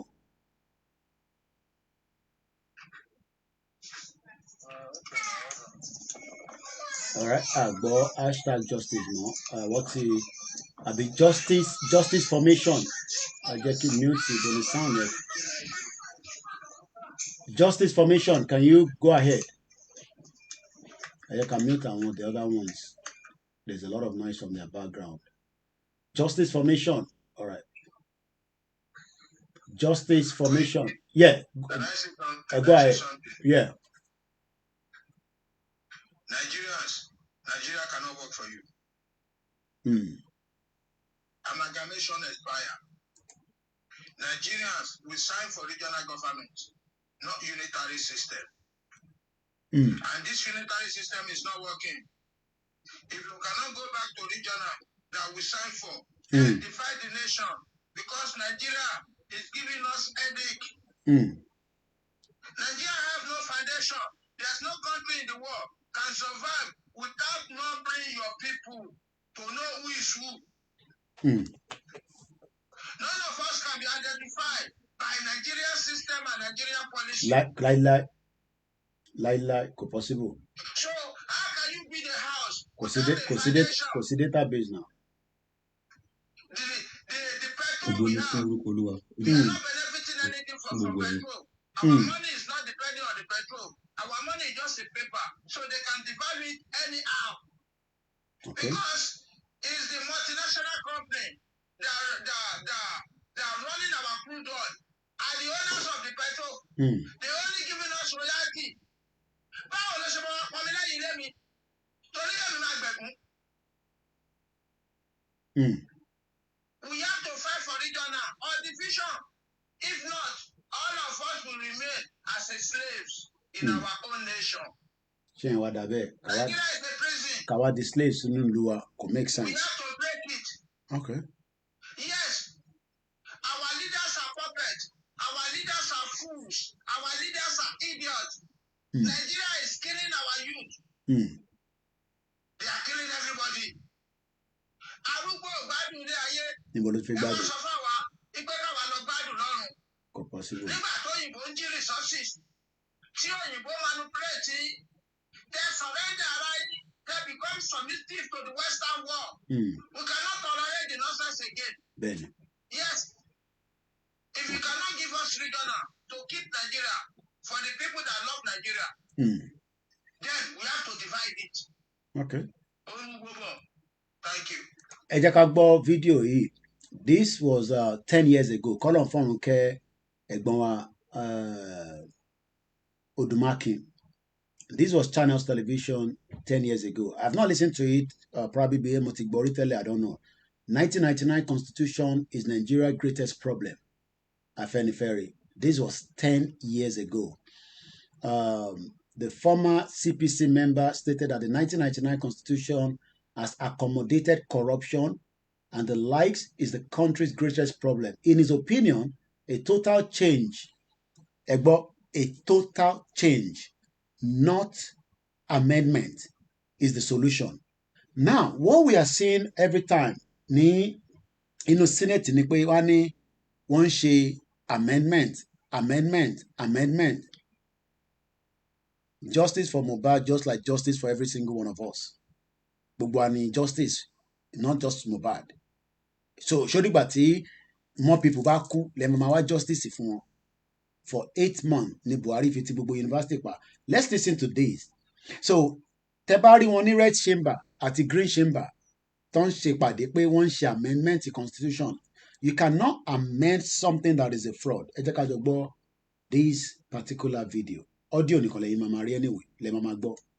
Welcome back to Sunrise Daily. We're continuing our focus on just looking at development in the polity. And sometimes you ask yourself, whoa, all these preparations for the elections, what do we expect? How should we guard ourselves? And again, if you don't know what that is, this was August 27th, 2013.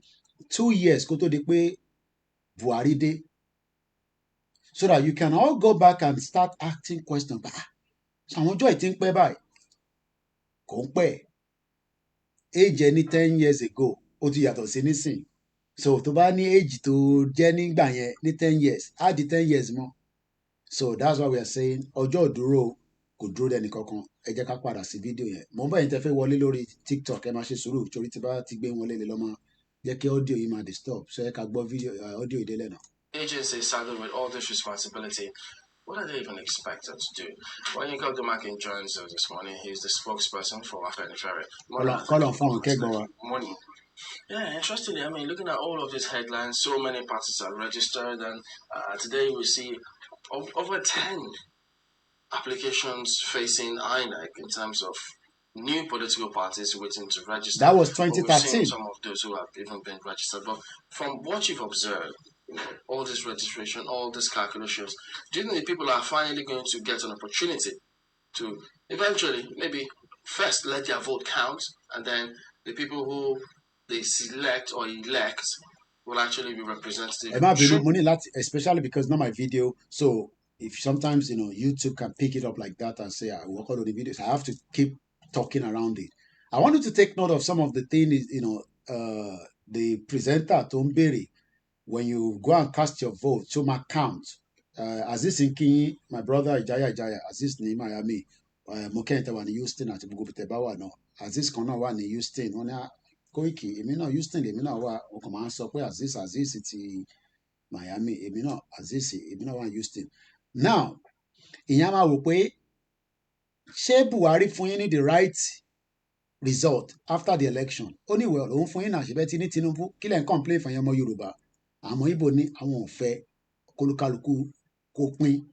Àwọn ọmọ Yorùbá ní náà Tinubu ti débẹ̀, èmi ló kàn, ẹ jẹ́ ká ṣe sùúrù. Bọ̀ kó tó di pé èmi ló kàn débẹ̀, this was 2013. Ẹ jẹ́ ká padà lẹ́gbọ́ sílẹ̀ nǹkan sí. Representative of the people. Well, looking at the whole scenario, one thing is very clear. I think we are seeing the end of politics in Nigeria. Yes. The way initially, when we were coasting to this level, and when the APC was coming up, I remember General Bangida saying that his vision for a two-party state has come to pass. And initially, the promoters of APC were saying that, oh, yes, we're not going to have two strong parties, PDP and APC and the rest. But after that, now we have seen PDM registered. Yeah. VOP coming up yesterday, and then about 10 parties now are applying for. And again, Emma Bino, like I said, I have to be doing, or dear láàrin. The same politicians now don't register a party. You. I want the same politicians. I want no one in PDP. I want no one in APC. I want no to máa lọ register, but one máa lo proxy, one lo ẹlòkan. Just like gbogbo wàhálà tẹ́ rí pẹ̀lú àwọn Labour Party yẹn, and so many of them like that. Kọ́lọ̀ Fọ́rùnkẹ́, ẹ̀gbọ́n wa Yínká Odùmákin, kọ́lọ̀ bá dúró ti àwọn ọmọ àti ìyàwó tó wà ní ilẹ̀, I met him, Koiki, jẹun ni, kì í jẹun tá a bá jáde. Ẹ̀gbọ́n mi dáadáa, máa ṣe. For registration, because the stakes are just too high. Everybody is like, they say in Yoruba land that the day the elephant dies, you see all manner of knives. Ọjọ́ kó erin, oríṣiríṣi dágà, ẹni tó fẹ́ yọ ọkàn, ẹni tó fẹ́ yọ orí, ìran ọjọ́ kó erin, oríṣiríṣi àdá, oríṣiríṣi ọ̀bẹ̀lẹ̀ máa rí níbẹ̀. Dire ni no ideology behind party creation in Nigeria. Bẹ́ẹ̀ ni, It's all fraud. Ó lé ní gbogbo ẹ̀. So tẹ́ bá náà wá justice fún yàn kan léni. Justice for everybody ni kò ń ṣe yàn kan. Kò dìgbà téèyàn bá kú lẹ́ máa wá justice fún. We want justice for Yoruba people. We want justice for Igbo and Hausa people and the remaining 300 and whatever ethnic groups the one in Nigeria. Everybody wants to grab this thing, and they're not trusting each other that, oh, if I go and join him, when we get this thing, we share it very well. So let me go have my outfit. And that's why you are seeing all manners of parties. But so PDP ò bá lọ, wọ́n á tún ní another party. Wọ́n wá ń fi àwọn party wọ́n fi ń ṣe negotiation nísàlẹ̀ that doesn't come into the public domain. Nigeria is a criminal country. Personally, the more the parties are coming, not literally Nigerians, but Nigeria itself, the foundation is faulty. You know, the less DG75, thank you so much for the rose on the TikTok. People are having choices because they are looking alike, they are talking the same, and like Kaniji said, you see, because and they're coming out promise all kind of things. But Kaniji said that as I grow older, I've learned to watch what men are doing rather than what they are saying, and that's where the rubber will hit the road. You know, in all of this, trying to look at it, what does this... Shewari, one thing that, you know, this is what the Yoruba people want us to be doing as well. Kama sọ̀rọ̀ Yoruba nation. I was not the àwọn Chimbele.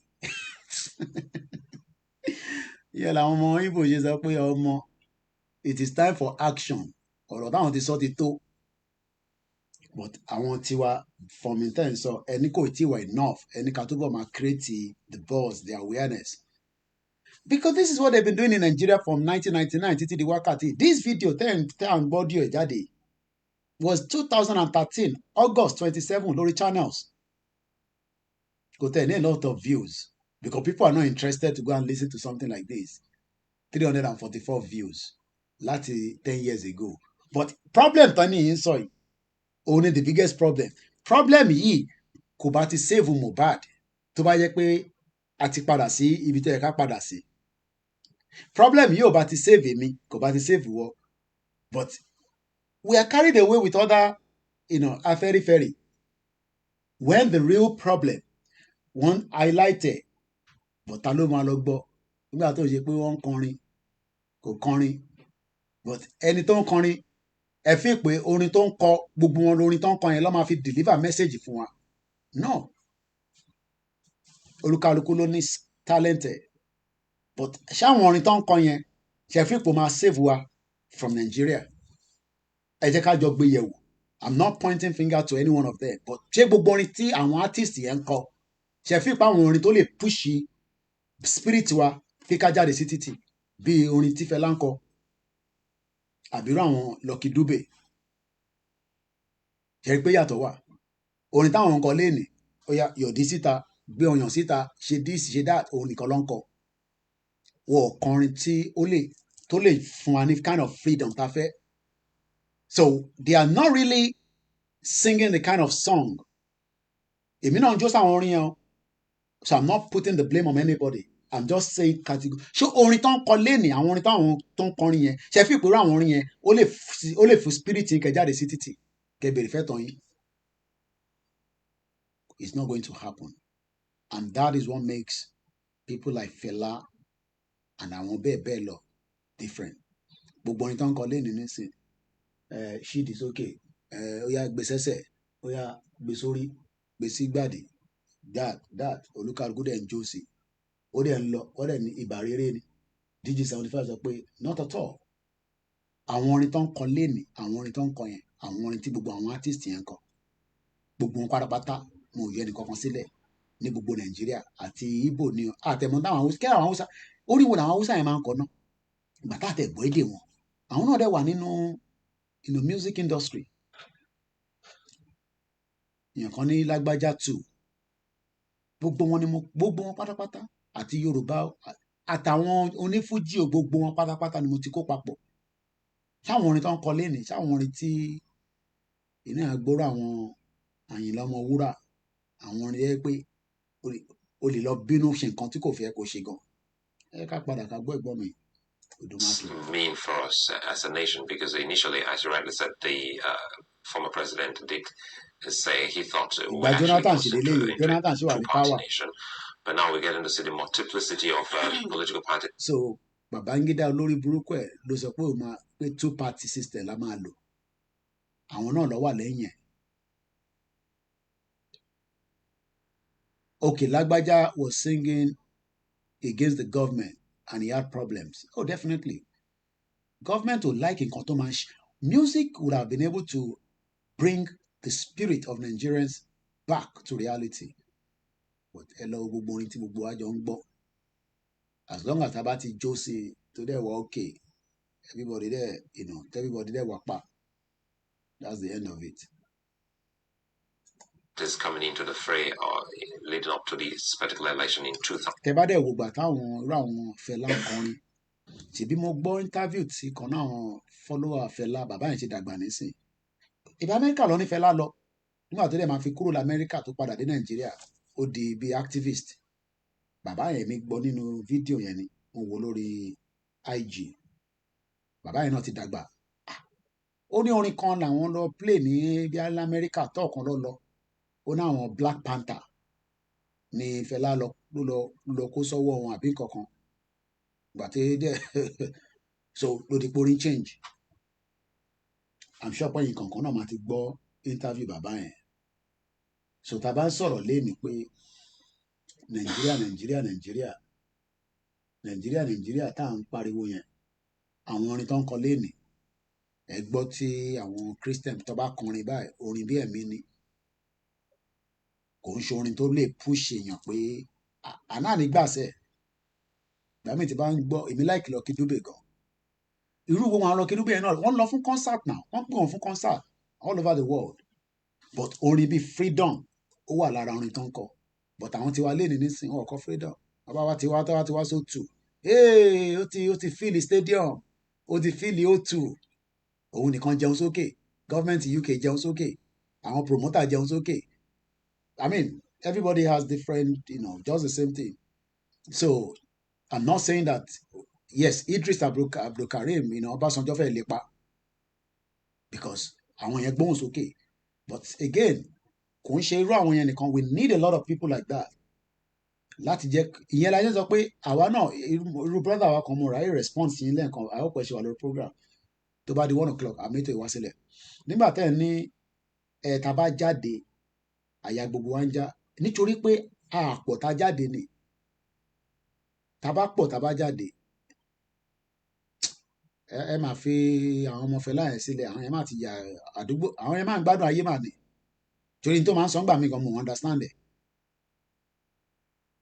ẹ ṣáà ti mọ ọmọ Fẹlá tí mo sọ yẹn èyí tó máa ń sọ nígbà míì máa ń wọ́ndà pé kí ló ń sọ I don't understand kò dúró síbí kò dúró sọ́hùn kò dúró sójú kan.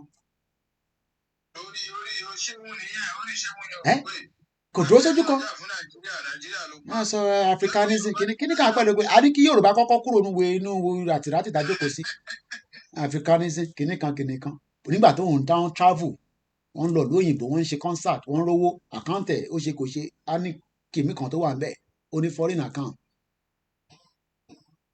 So tó bá yẹ pé irú ẹ̀gbọ́n tó ní ẹ pé tabájáde kíní no ìyẹn ni wọ́n ṣe lè láìkì Ìgbòho torí Ìgbòho ló ní àyà yẹn ó wá ní àyà àwa tó kọ àdẹ̀ ṣe kí ni àákì tẹ̀lé lẹ́yìn ọba ṣe kí ni wọ́n ní gbogbo tó bá gbà ẹ̀ àtàkẹ́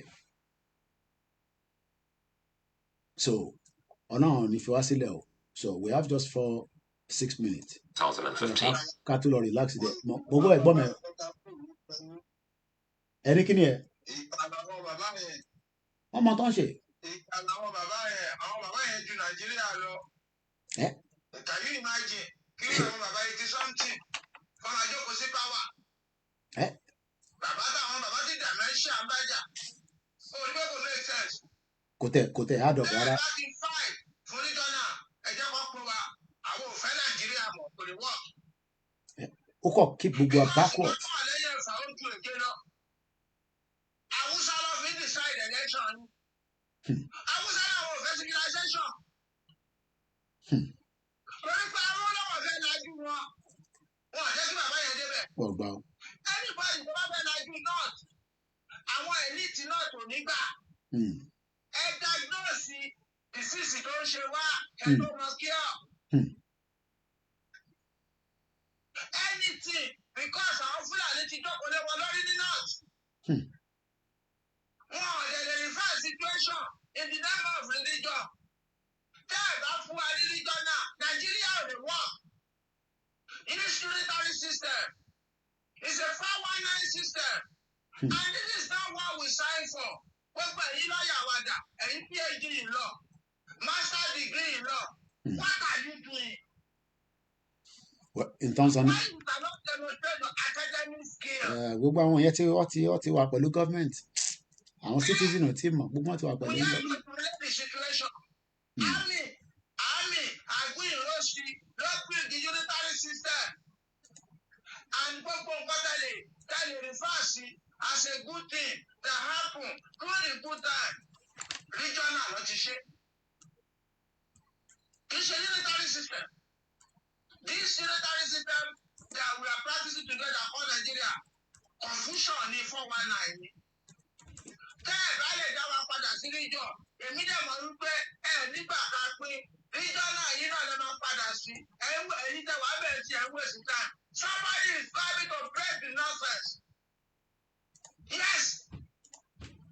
Nígbà tí apartheid wà ní South Africa, gbogbo president tó wá ìkànnì wọn bí àwọn Tinubu. Wọ́n gbà tó torí the card tó ní pé ìlú máa fọ́pọ̀. Wọ́n bírèkì ẹ̀, wọ́n gbé Nàìjíríà sórí oyè. Pension wọlé. Tẹ́ ẹ̀ bá fún wa dé ní Ghana, àbí kẹ́kọ̀ọ́ ìlú, lè sinmi o. Lè sinmi because the bureaucracy is too much. Àbí kẹ́kọ̀ọ́ ìlú. Gbogbo àlẹ́ lọ́ máa gbóhùn sókè. Bẹ́ẹ̀ ìjà gbogbo wa ni kì í ṣe pé ìjà Koiki nìkan àbí Yorùbá nation. No, oko ẹrú la wà. That Nigerian name is a fucked up name. Yes, agbado break here. Amalgamation is lawyer. What are we still doing together? Ṣebí sọ pé after all day here, we can renegotiate. As sisters of Nigeria. Báwo lè ṣe wá sọ wá di ẹni tó sọ wá di torí òpin? Tẹ̀sán gbogbo wa ní wèrè, báwo lè ronú dáadáa? Tọ́wọ́ náà ṣe tọ́wọ́. Fún wa ní common sense, ebi náà ní pa wá. Wọ́n tún kọ́ ìjẹ fún yín kan, collective ní fún wa jẹ, ní gbẹ́kọ́lá yín bàbá yìí. Agbọ́dọ̀ jáde tán fáwọn bàbá yìí, time for a change. Yes, ẹ̀yin tẹ́ love Nigeria, mi sọ kẹ́mà love Nigeria. Nigeria can only work under regional. Without regional, Nigeria cannot work. Àbẹ̀pẹ̀. Ẹgbà bẹ́ẹ̀, kólúkàlùkù mójútó àdúgbò ẹ̀.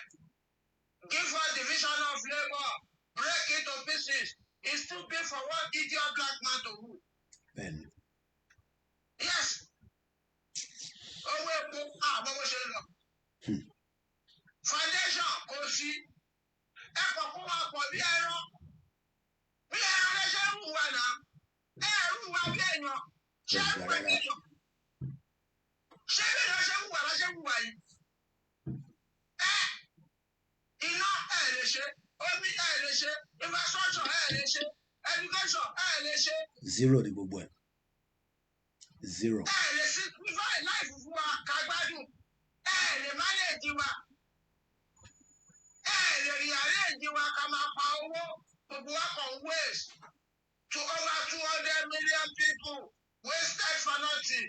Kò ní ta fún gbogbo yín. Ní sinmi wòtòwòtò. Thank you, Koiki. Ẹ ṣe gan-an ẹ̀gbọ́n mi mo mọ̀ bí ẹ̀gbọ́n mi Mr. DJ ọ̀rọ̀ ẹ fẹ́ sọ̀rọ̀ àbí ẹ̀kọ́ fẹ́ jókòó bẹ́ẹ̀ mo kí ìyá Abọ́sẹ̀dé mo kí Ọkọya Afọláyan mo kí bẹ́ẹ̀ ni bàbá wa Kim ẹ ní justice for Mohbad bẹ́ẹ̀ ni àwa náà sọ pé justice for Mohbad ẹgbẹ́ òsókè sà. mo mà kí àwa nìyẹn sà. In fact, ìjọyà. Ohun yẹn ni one voice. Èyí ọ̀rọ̀ Nàìjíríà tí bá wà lórí platform yìí báyìí. Mo máa ń wò iṣẹ́ ìgbọ́ bí ṣá. Loud and clear. kò ṣe mí nìkan gbogbo platform ló ti ń gbọ́ yín. Ṣẹ́rí problem ìlú yẹn, the way I always see it from my own point of view, àwọn religious leaders wà. Both from Christian side, Muslim side, then our youth and celebrities. Influencers. Our influencers, yeah. Àwọn ló dá gbogbo ìlú ẹ̀rú. Okay, màá lo sáré lo case study ọ̀pọ̀ tó kù yìí. Mohbad. Columba from okay.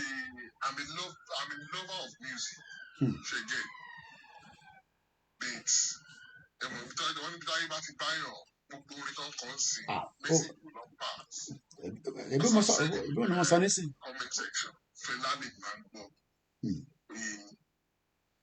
Ẹ bá wà quiet time yẹn lọ gbọ́ authority stealing by Fẹlá. Ẹgbà ọ̀kan tí bàbá yẹn sọ nínú album authority stealing. Ṣé Nàìjíríà àìmọye àwọn ọ̀rẹ́ mi tí mo tẹ́ pé I stop talking with them àwọn méjì kan méjì bá wọn sọ̀rọ̀ because tẹ́ bá ti lè reason ní because tẹ́ bá ń sọ̀rọ̀ báyìí ní because ní proof ẹ má dẹ̀ máa ń sọ̀rọ̀ máa fún yín náà proof ẹ má defend Nigeria. Is Nigeria a country? Nigeria is not a country. It's not a country. You just don't need to come abroad. Then they call North Africa, from Africa, they could say, no, but she is in the if you tell that I know, we'll see that happens. We'll see, criminals go on strike, go on left out. I don't know how 24 people killed in Shagam. The one is up 1 year. Kò tó yẹ àwọn ọmọ ènìyàn 16 lọ pa. Money your 16, since up by your 16.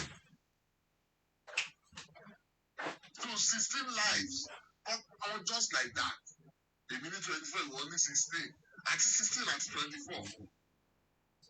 Hey, you're just going to go about you're actually reaching away. Wow. And you'll pity one Monday. You'll pity one Monday because. Bóyá ó ní ọmọ tó ń yí plane àwọn èèyàn wá ní ẹwọ báwọn youth wá ṣe jáde sí lẹ́kí lánàá. àyà mi já aláì. ẹgbẹ́ adúrú èrò yẹn. mo ọ̀dà àpò èrò pọ̀ ní mo mọ̀ abájọ́ yìí máa ní 20 million ló wà lẹ́kọ̀ọ́ mo mọ̀ pé èrò pọ̀ tó yẹn kẹ̀. ẹgbẹ́ adúrú èrò yẹn kò ṣe pé ẹ̀jẹ̀ kan ló ràn lára wa pé fíìl fún ọ̀pọ̀ tó kù is it the only one. 21-year-old girl Bámiṣé was killed in a PRT bus, government bus. My God, come and send anybody to jáde from where. Our celebrities were won't saw anything. Àwọn bàbá wèrè kan tó yẹ kó ti kú tó yẹ kó ti gbọ̀nà ọ̀run lọ. Wọ́n láwọn pásítọ̀ Kúmúyì wọ́n máa bọ́ta wọ́n máa ní kí n máa pray for Nigeria. We should endure, pray for this government. Láti lè ṣe dáadáa. Ẹni mo pe platform àwọn people yìí ni wọ́n lò. Mo mọ èèyàn kan tó wà government tí mo ní dárúkọ ẹ̀. Constituency tó wà ní Èkó ló wọ́n fi èdè ní sọ constituency yẹn. Ẹni tí mo mọ̀ dáadáa ni tí mo ní private number tí bá pè é sí. Ẹ má dárúkọ ẹ̀ ẹ ṣe àràfin lẹ̀. He said to me that Nigeria is going nowhere. Everybody knows that ẹ̀gbọ́n mi. Ṣé wá rí àwọn youth yẹn nìkan lọ́wọ́ in denial pé náà àwọn youth feel pé àwọn youth yẹn feel pé Nigeria is going somewhere. Nigeria is not going anywhere. It's not going anywhere. It's not going anywhere. It's not going anywhere. They don't do anything. They are just there to share money. It's not going anywhere. Ẹ ní gbogbo yẹn láti fún wa ní gbogbo details yẹn. Ọ̀pọ̀ bẹ́ẹ̀ tó ń sọ̀rọ̀ ní background ní ẹ̀yìn. Everybody knows.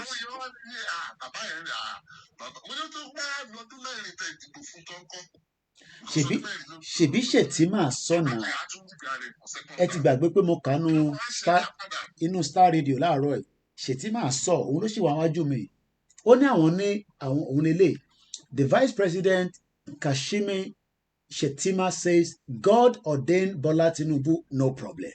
But Mr. Shettima admitted that though he and his principal are the most powerful men in the country, some individuals are better than them at Igbonye. Only we do not occupy our position because of our physical prowess, and certainly not because of our pedigree. They are people of superior pedigree than us, stated Mr. Shettima. It is a gift from God and a call to serve humanity for a very short span. SPAN. That means Tinubu is only going to be there for a very, very short period of time. Don't pè ní span. Don't pè ní span. Kí ló ń pè bẹ́ẹ̀? The full extent of something from end to end. Gbogbo tí Tinubu máa lò tó máa fi lọ lórí private jet Nàìjíríà tó máa fi drive kiri tó máa fi tẹ́rọ̀gì fún. Ọ̀ṣínbàjò nísìn kò sẹ́ni kankan tó ń tẹ́rọ̀gì fún mọ́ nísìn. Ó ti padà sí normal person. So Tinubu náà ó máa padà sí normal person, but problem tó wà bẹ́ẹ̀ ni pé Tinubu máa enrich àwọn kan. Báyé ṣe jẹ́ nìyẹn. Àti àwọn kan máa lówó. Kò ń ṣe fún gbogbo ẹ o Nigerian citizen tí ó pariwo yẹn. Gbogbo ariwo tó ń pa yẹn. I don't know how our people read. No ṣe máa ń reasoning. Mi mọ̀ bó ṣe reasoning. Mi mọ̀. Ó máa ń dùn èmi personally. Ó máa ń dùn mí personally because mo mọ nǹkan tá à ń benefit ní outside Nigeria àti lè jẹ́ pé foreigner ló wá nílùú mi. Mo mọ nǹkan táwọn ìjọba wọn ń ṣe táwọn ọmọ wa. Wàhálà oúnjẹ tí mo fi wọ̀nyí lẹ́ẹ̀kan ẹ̀ mo lè jẹ tán. Gbogbo tí mo jẹ áàfù ni ọmọ mi béèrè pé ṣé mo ṣọ́ọ̀kù mo fẹ́ jẹun nísìnyí ebi tí ń pa mí gbà tí mo tún jẹun yẹn nísìnyí áàfù ni mo jẹ bẹ́ẹ̀ ẹran kan ni mo jẹ nínú ẹran méjì. Mo ṣe owó sọ̀rọ̀ ẹnìkan níjẹta tó ní problem ọ̀bọ̀ yẹn kù sí gbèbí gbàdúrà láti.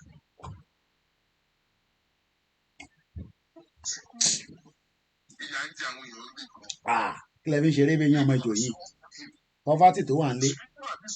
In fact, I don't just know. People are suffering seriously. Ẹ wá fẹ́ káwa máa jáde káwa máa fọwọ́ ra Bọ́lá Tinubu lórí ká máa fọwọ́ ra gọ́ọ̀mẹ̀ntì lórí àwọn pọ̀. I don't know. Wọ́n gbé school fee láti bí a ṣe 20-something thousand. 25 torí kí ni 220,000 níbo ló ti fẹ́ rí. Ẹni mélòó ló jáde tẹ protest. Mo rí àwọn tó protest yẹn gbogbo àwọn tó jáde yẹn wọ̀ tó 10 wọ̀ tó 20 mo kà wọ́n. Kódà àwọn ọmọ ṣòwò rẹ̀ gan ló tún lọ bá wọn fọwọ́ kun àwọn ọmọ unila gangan jáde àwọn ọmọ unila gangan jáde. Ibi tó yẹ kó protest sí ibi tó yẹ kó challenge lẹ́nà tí wọ́n sí they will not do it. Kọ́dà fún ọ̀run kẹ́ Mohbad. Kíníkan come and start it kíníkan ká come back on wá ṣe ìyá jẹ́ àkàtàṣà sí wọn lára. Ẹ jẹ́ fi ilẹ̀. Ẹ ṣe gan-an ẹ̀gbọ́n mi. Ẹ̀yin Nigerians, we are not here. I think maybe some of you think that when we come out, we are coming out to attack Nigerians. No. We are coming out to attack the institution that set up what is known as Nigeria. That's number one. We are coming out to attack the politicians that is supporting that institution. Because, like my brother said, Nigeria is not going to be fixed, in another 64 years. Nigeria will not work. I explained that at the lecture this morning. That what they sat down for 2 years, imagine they have to continue meeting, maybe 3 months. I don't know how they were having that meetings. But what we were told that for 2 years, between 1957 and 1958, it took them 2 years to decide what kind of structure they will give to Nigeria. And just like my brother Ijaya, voice one lengbon, what we got was regional government. Are we practicing regional government? Mo sì fẹ́ ká gbọ́ ẹ̀gbọ́n mi tán délẹ̀. Ó jẹ́ pé yẹn nìkan la máa gbọ́ kí n tó máa lọ ni ẹ jẹ́ ká gbọ́ délẹ̀. Kò tí sọ̀rọ̀ débi constitution. Gbogbo tó sì ń sọ nípa political party, and I'm going to allow that to run flow a little bit. Ẹ jẹ́ ká jọ enjoy it. This was August 27, 2013 rather, on the Channels television. The 1999 constitution is the Nigerian greatest problem. And don't ever believe them when they say we are amending the constitution. You cannot amend anything. We went to our little platform. the link that we posted on the Koiki Media, Eba wa gbọ́wọ́ lé, is the backup channel. Ó wà live náà nísìn, Eba gbọ́wọ́ lé, mo wà live pẹ̀lú ẹ̀, kẹ̀dẹ̀ follow ẹ̀. Because, we have good amount of you that are following Koiki Media, but you are not following the backup channel. So we are saying, please, the link and we'll post it on Koiki Media. I am live right there, so you're not going to miss anything. And that is the same thing for those of you on Facebook and the other platform as well. Isn't that what some would describe as the beauty of democracy? Well, it would have been the beauty of democracy if it's... it would have been. Yes, it would have been if it's about the forces of regeneration coming up. What we are seeing now there is just the same set of people who are splintering, dividing themselves into different formations. In any case, the people who can afford to even say that they want to form parties today are those who have looted resources and funds to play around with. People can just go to INEC now to say we want to form political parties. When you look at most of the parties that are coming up, so-called new parties, because for as far as concerned, they are the same old wine in different new bottles, and it's the same forces, the same character, and that's why it's in Nigeria. They say that the more things change, the more they remain the same. So we are talking about new parties, but they're not new. They are the same. In fact, they are more of the same or same or the same. A lot of people will be surprised that you're saying this when you say they're not new. For instance, let's look at the APC now before we talk about the PDM. The APC that had come together, we have almost 3 political parties, the AC and the CPC and a part of ABGA and even ANPP coming in to form what they call the progressives. They had to put an S there so that you know that they are a whole lot different from what the status quo is. So for the progressives, as they call themselves, are you also saying that they are the same, maybe old wine in a new bottle? Well, maybe you may get some sprinklings here and there, but when you look at it in the main, I mean, it's all the same forces, and that's why when you look at their manifestos, for instance, hardly can you distinguish one from the other. When you look at what they are saying, what they are promising, all of them is same empty platitudes. And permit my lewdness, if that is it, like a columnist put it very beautiful on Sunday when he said that, look, these are guys who are looking like Casanovas. I want to get a lady to bed and they are promise all kind of things. I buy you a car. I will take you to Moon. This is our brother Yinka Odumaki. Ẹ̀gbọ́n tí ó ti ṣaláìsí kọ́lọ́n kó tẹ̀lé re fún un 10 years ago ló ń sọ̀rọ̀ yìí. Ìwọ tí wọ́n ṣẹ̀ bí lánàá òun sọ pé Nàìjíríà máa work. Mo kí Yomex Graphics, mo kí gbogbo ẹ̀yin tí ẹ wà lórí ètò. Tá bá ti gbọ́ interview yẹn tán a máa parí ètò. Torí mo láti fáwọn méjì tí a jọ wà lórí TikTok láyé but àdílé gbẹ́ anybody mọ̀. So ká fi parí ètò yẹn so that kébì náà tún lọ kí lọ re-engine, kí lọ relax, and I do other media work behind the scene, editing, write-ups, calls, messages, and tó fẹ́ béèrè ìbéèrè. So we can't be sitting here all day. So we also have to take some bit of time, fresh air, and then we'll come back later. Ìní Friday, lálálẹ́ Friday. Ẹ̀gbọ́n mi Yomex ní eléyìí ó deep gan. Ọ̀rọ̀ tẹ́ ẹ̀ka sàn gbogbo ẹ̀yin èèyàn wa ẹ̀ka sàn ẹ̀gbọ́n mi Akọ́lá Jímọ̀. Mo kí gbogbo ẹ̀yin Mùsùlùmí, mo kí àwọn oníṣẹ̀ṣe wa. Pastor Mo Mukiyi, Nigeria is killing our youth. Ẹgbọ́rọ̀ tí ẹ̀gbọ́n wa ń sọ, ẹ̀gbọ́n wa ni, brother wa ni, èmi mi tí wọ́n rí. Máa ń dúpẹ́ pé mo lọ Nigeria ní time tí mo lọ yẹn. I met him when we went to visit Baba Payo Adebanjo, and like I always say, it's a privilege that I met him before he died. Mo tán gbà tán gbóúnjẹ yẹn dé báyìí. Koiki ẹ̀yin ò ní jẹun ní àwọn kì í jẹun tá a bá ti jáde. Èmi máa jẹun tèmi ò lè dádì mú wa but I love him so much. We had some conversation. Like I always say, gbogbo nǹkan tájọ sọ is not for gbogbo wọn náà mọ tí olúkálùkù wà bọ́ ẹ jẹ́ ká gbọ́ díẹ̀ nǹkan tó ń sọ sí kó tó di pé a máa tẹ̀síwájú.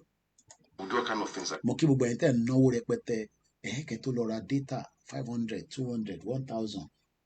I wish I have what it takes to have a satellite there, be Elon Musk. Tí màá ní ó yá gbogbo yẹn connect mọ́ kẹ́ lè máa fi gbọ́ nǹkan tá à ń sọ dáadáa. but àìtí the stage yẹn ìyẹn la ṣe ni tá a bá gba country tiwa it's going to work like that.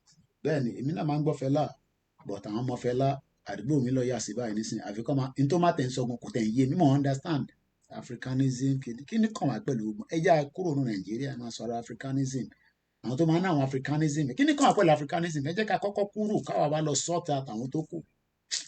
Mo kí Ọlákúnlé mo kí ìyàwó Comfort Ológunjà mo kí ẹ̀yin Grandma Grace gbogbo yín mo kí Ìgbòho ṣá má bá wa pẹ̀lú ẹ olówó tó ń fowó ṣàánú òkúkú ń fowó ṣàánú tẹ́lẹ̀ náà ni mo tún rí fídíò kan lánàá mo sẹ́ndẹ̀ sí bá mi I'm sure pé táwọn náà bá wo fídíò yẹn bá wá kàn máa rẹ́rìn ni àwọn tó ti mọ Ìgbòho ti pẹ́ bí 30 years ago nígbà tí bàbá ṣe tí gbogbo wọn tó ń já wọn náà jámá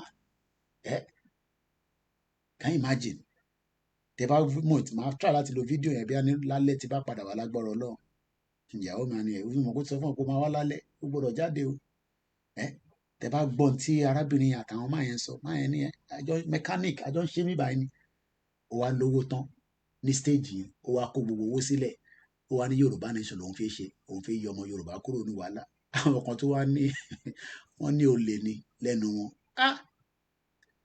Ìgbòho tí mo rí Prado yẹn ó ní bá mi mọ́tò ìdágùn wọ́n ní coordinator December lẹ́yẹ ká ti lò dílà yẹn ló pẹ́ kó tó gbé dé mo fẹ́ fi ṣe Christmas ni wọ́n tún náwó Prado tuntun kò tí ì gbé Prado yẹn látẹ̀tí lọ fi oppress gbogbo yàn no I mean kò tí ì gbé mọ́tò yẹn Prado yẹn kò drive ẹ̀ kúrò Fúlàní dẹ̀ wọnú ilé wọ́n yìnbọn fún gbogbo mọ́tò yẹn pàtì mọ́tò mi à lè rà ní Nàìjíríà wọ́n gbọ́dọ̀ lọ rà ní ibi tó ti gbé wà ní ìgbàmí màmá wọ́ndà pé ṣó lówó ẹ wo àwọn Àgbẹ̀kọ̀yà kan mo sọ fún yín sometimes ẹ̀ ní dá chief mọ̀ láàrin àwọn pictures yẹn àfi bí atẹ́bákọ̀ rí ìlà ojú ẹ̀ ó ní ìlà yẹn la máa fi ń dá wọn mọ̀ short nìkan ni ìgbàmí màmá bẹ̀rẹ̀ pé ṣó lówó ní Ìgbòho ṣá mi ò rò pé máa ṣó lówó olówó àwọn olówó táwa mọ̀ dágbà táwa ń dàgbà olówó kì í operate bí Ìgbòho ṣe operate yìí akọ̀ṣí lélẹ̀ everybody á wọlé everyday canary á wọlé tí wọ́n ní bá mi ẹ̀ka ṣe Ọlọ́run ló ní gbogbo ẹ̀ mọ̀ mú kankan wá sáyé Charlotte wá sùn lọ rẹpẹtẹ mo rò pé iná ilé Ìgbòho kò kú rí pé tó bá múná lọ iná tó ń lò iná tí Ìgbòho ń lò ó ń supply more than 10 streets I wonder pé ẹ̀wọ̀n pé ó ṣọ́ọ̀kì mi as a diaspora tó lọ gbé pẹ̀lú ẹ̀ ṣé olówó ni máa ń ṣá ṣé olówó ni máa yìí ẹ̀gbọ́n kan tí ẹ̀gbọ́n mi sọ èmi àti Ìgbòho náà lájọ rí wọn ó yá ẹja gbọ́ ètò kù ká tó máa lọ. When you look at it, they are just, nothing thought through. No ideology defining all these things. For instance, if you talk about APC, for instance, I looked at the 31-page document, their manifesto. How many Nigerians knows the manifesto of APC? Nobody.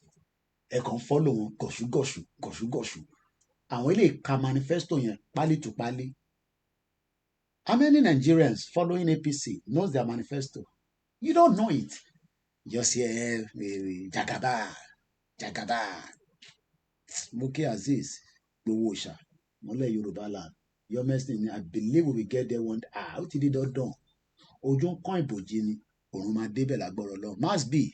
Kò ṣe takuntakun má yẹ kó sọ ẹ má yẹ kó rẹ gbogbo àwọn ṣọ́ọ̀ṣọ́ọ̀tì yẹn máa jù síta ẹ lọ support Must Be ẹ lọ sórí YouTube ẹ follow ẹ bá share àwọn programs wọn àwọn bàbá Èkìtì ẹ share gbogbo wọn ẹ share àwọn messages wa jáde bó pẹ́ bóyá ni a máa bọ́ nínú ẹ̀ mo kí ẹ̀yin ẹ̀gbọ́n mi tẹ́ wà lórí ètò pẹ̀lú mi ẹ já parí ẹ̀ pẹ̀lú ilé ilẹ̀kùn sí.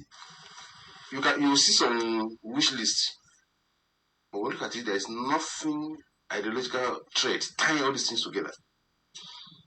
They are, for instance talking of when it says you want to give us 40,000 megawatts of electricity for 4 to 8 years, you just know that somebody just wrote something on paper. Did you hear that? Ó wù mí pé kí n parí ètò but bí ṣe ń gbọ́rọ̀ ẹ̀gbọ́n yìí when you say you want to give people 40,000 megawatts, how? This was 2013. Before Moke Baba mi Kọ́láwọlé Hamzat tọ̀wọ̀tọ̀ mo fi kí n dádì mo kàn mọ bí ṣe máa kí lédè Germany ni àbí ká kíra wa lédè Yorùbá. This was mo kí ìwà pẹ̀lú ẹ̀wọ̀ tó jọ mẹ́ta tí mo ti kí àti yèyé oge. I mean, they promised us 40,000 megawatts. Ojoojúmọ́ ni grid in collapse. This was before Buhari came to power. This was 2013 when Jonathan was still in government. Ẹ̀gbọ́n sókè ẹ̀gbọ́n mi Odúmákin Ọlọ́run fọ́run kẹ́. How do you want to do that? In 4 years, 4,000 megawatts? Where we are today? They are telling us, okay, yes, we want to put 10% of our budget on education. They want to put 10% of our budget on education. Buhari kò ní kú síbi táṣù ẹ̀ wà. Bàbá yẹn dead or alive tó àmọ́ bí ó ti kú bí ó wà láyé lóòótọ́. They put 10% in education. And I said, okay. Okay. 10% on education. UNESCO is recommending 26%.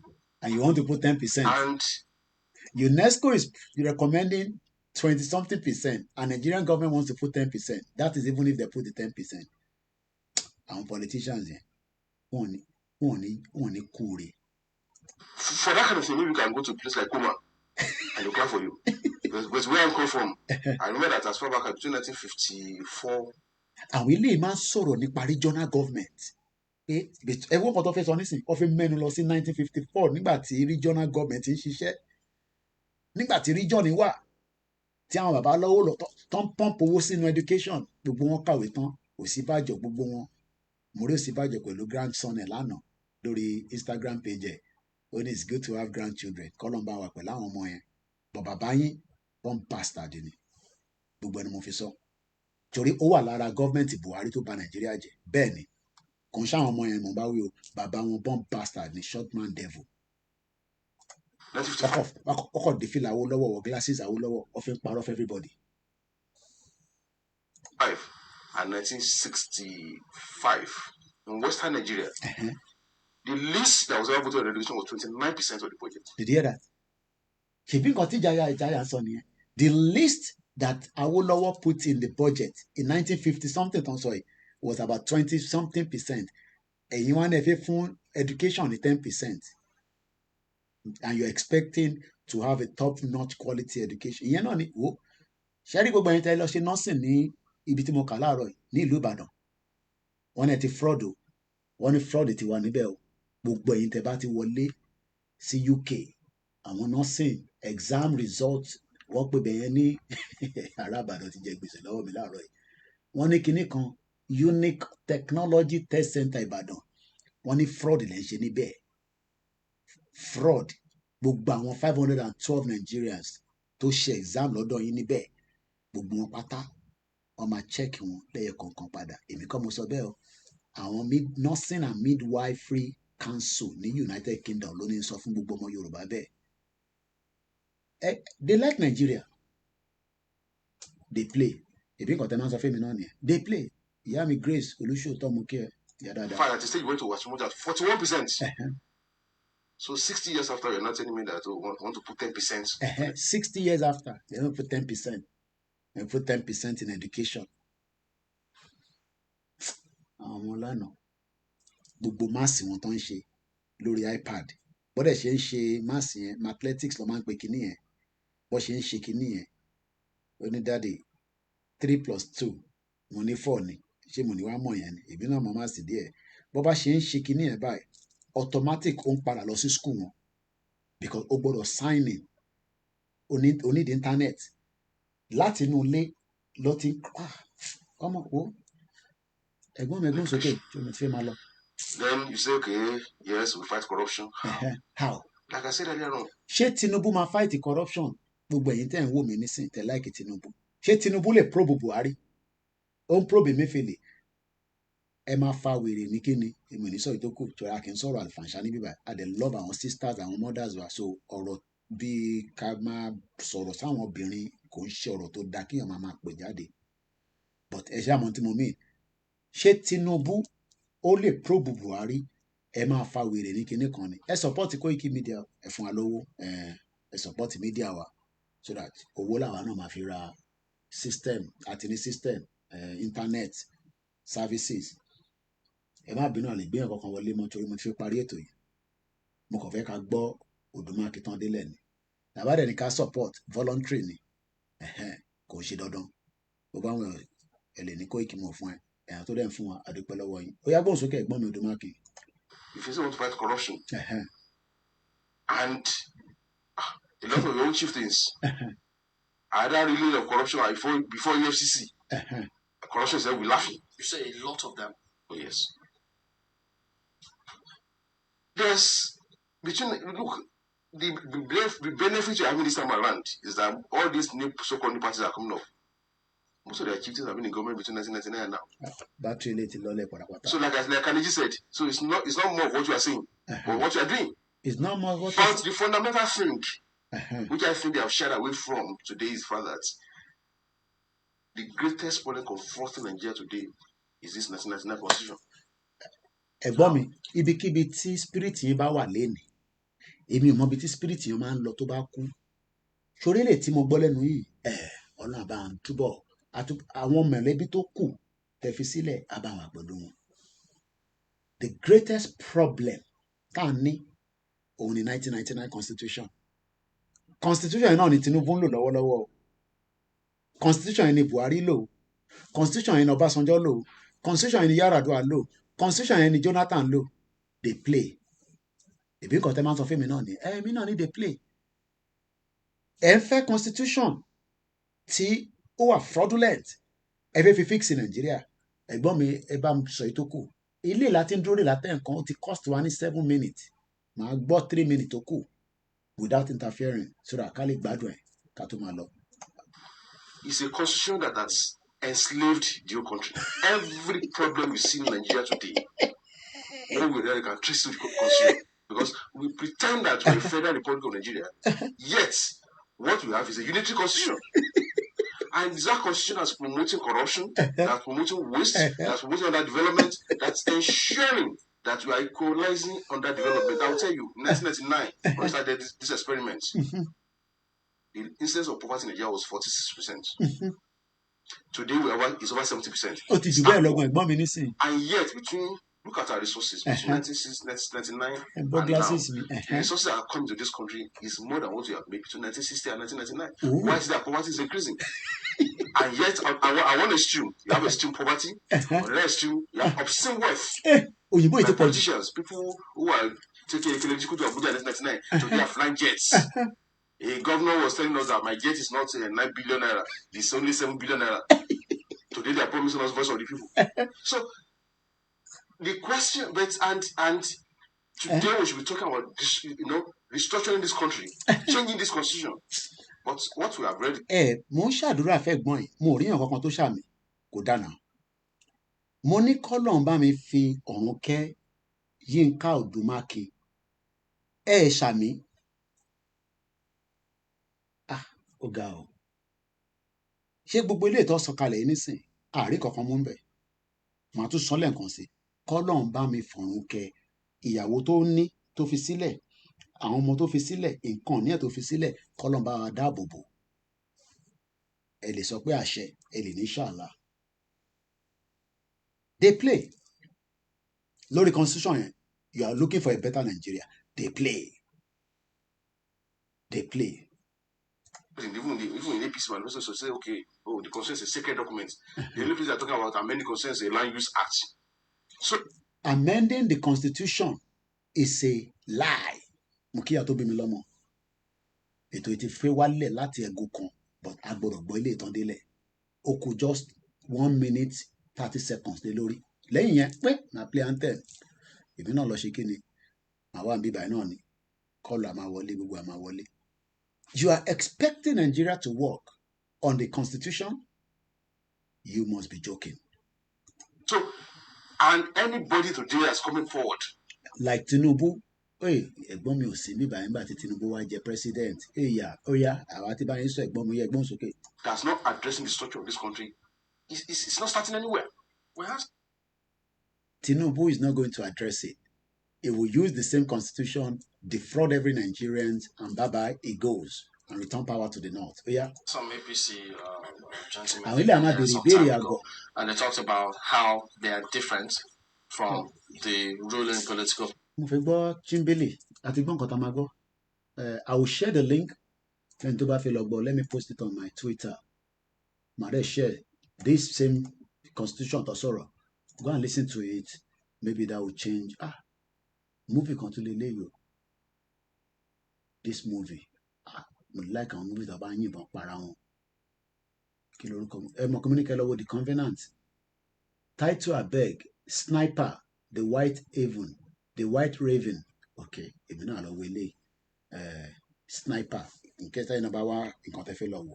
Mo kí gbogbo alẹ́ nǹkan sọ̀bẹ Elédùmarè á wà pẹ̀lú wa, kò ní fi wá sílẹ̀, kò ní jẹ́ kó sú wa, kò ní jẹ́ kó rẹ̀ wá, kò ní sú wa o, kò dẹ̀ ní rẹ̀ mí, kò ní rẹ̀ yín.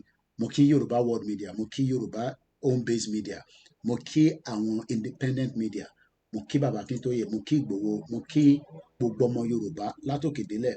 Ọláyọmí Koiki lèmi jẹ́ tí gbogbo yín mọ̀ sí Koiki Media. Mo kí gbogbo ẹ̀yin tẹ́ darapọ̀ mọ́ wa àtẹ̀yin tẹ́ máa láǹfààní àti gbọ́. Wọ́n ní Oòduà gbé wa kò ní gbé ọ̀dàlẹ̀. Mo kí gbogbo ẹ̀yin girama láyọ̀ ẹnì kankan sílẹ̀. And thank you so much to our Biafra brothers and sisters, the Ambazonia, the Wales. God bless Biafra. God bless the Welsh people. God bless the Catalonia. God bless everyone that wants freedom to be free. Ẹ̀gbọ́n mi DG75 kò ní tán níbẹ̀ o. Thanks so much for the love and the TikTok everything. Triple DRS ẹ̀gbọ́n mi gbogbo woolish. Ṣọ́gẹ̀dẹ̀ ti wálẹ̀ lọ́dọ̀ yín, kò tí wálẹ̀ lọ́dọ̀ tiwa o. Akim Ayọ̀délé to the Koiki Media team. Ẹ support ẹ fún wa ní náírà. Àwọn ọmọ mi ojoojúmọ́ ló ń ké bàbá kí ló ń ṣẹlẹ̀ àárín kankan lẹ́nu ọjọ́ mẹ́ta. And you can see they are working. You know, at least ẹ ṣáàrí tó jáde tí Mohbad náà wọ́n jáde. So ẹ̀yin náà ṣe kí ni ẹ support wa káwa náà lè jà sáwọn ọmọ yẹn lọ́wọ́. Have a very good afternoon. Bye for now. Ẹni tó bá mọ Yorùbá anthem ẹ̀kọ́ tẹ̀lé wa lẹ́yìn. Forílẹ̀-èdè kàgbéga kàgbéga kàgbéga kàgbéga ìgbàgbọ́ ìgbàgbọ́ bàtí bẹ̀rù kàṣiṣẹ́ kàṣiṣẹ́ kàṣiṣẹ́ ìṣọ̀kan ìṣọ̀kan ìkẹjẹ́ tẹ̀síwájú fọ̀fọ̀ ire àtòhun ẹ̀yin ọmọ Odùduwà lọ sí ipò ìwọ ni ìmọ́lẹ̀ ògo adúláwọ̀ àwa ni ìmọ́lẹ̀ ògo adúláwọ̀. Thank you so much and have a very blessed afternoon. Yoruba nation no going back. Yoruba nation for life. Yoruba nation for life. Justice for Mohbad. Justice for every Nigerian. And the dissolution of Nigeria will happen at the appropriate time. God bless Yoruba nation. God bless Biafra nation. God bless Arewa nation. And peace to every one of you. Bye for now.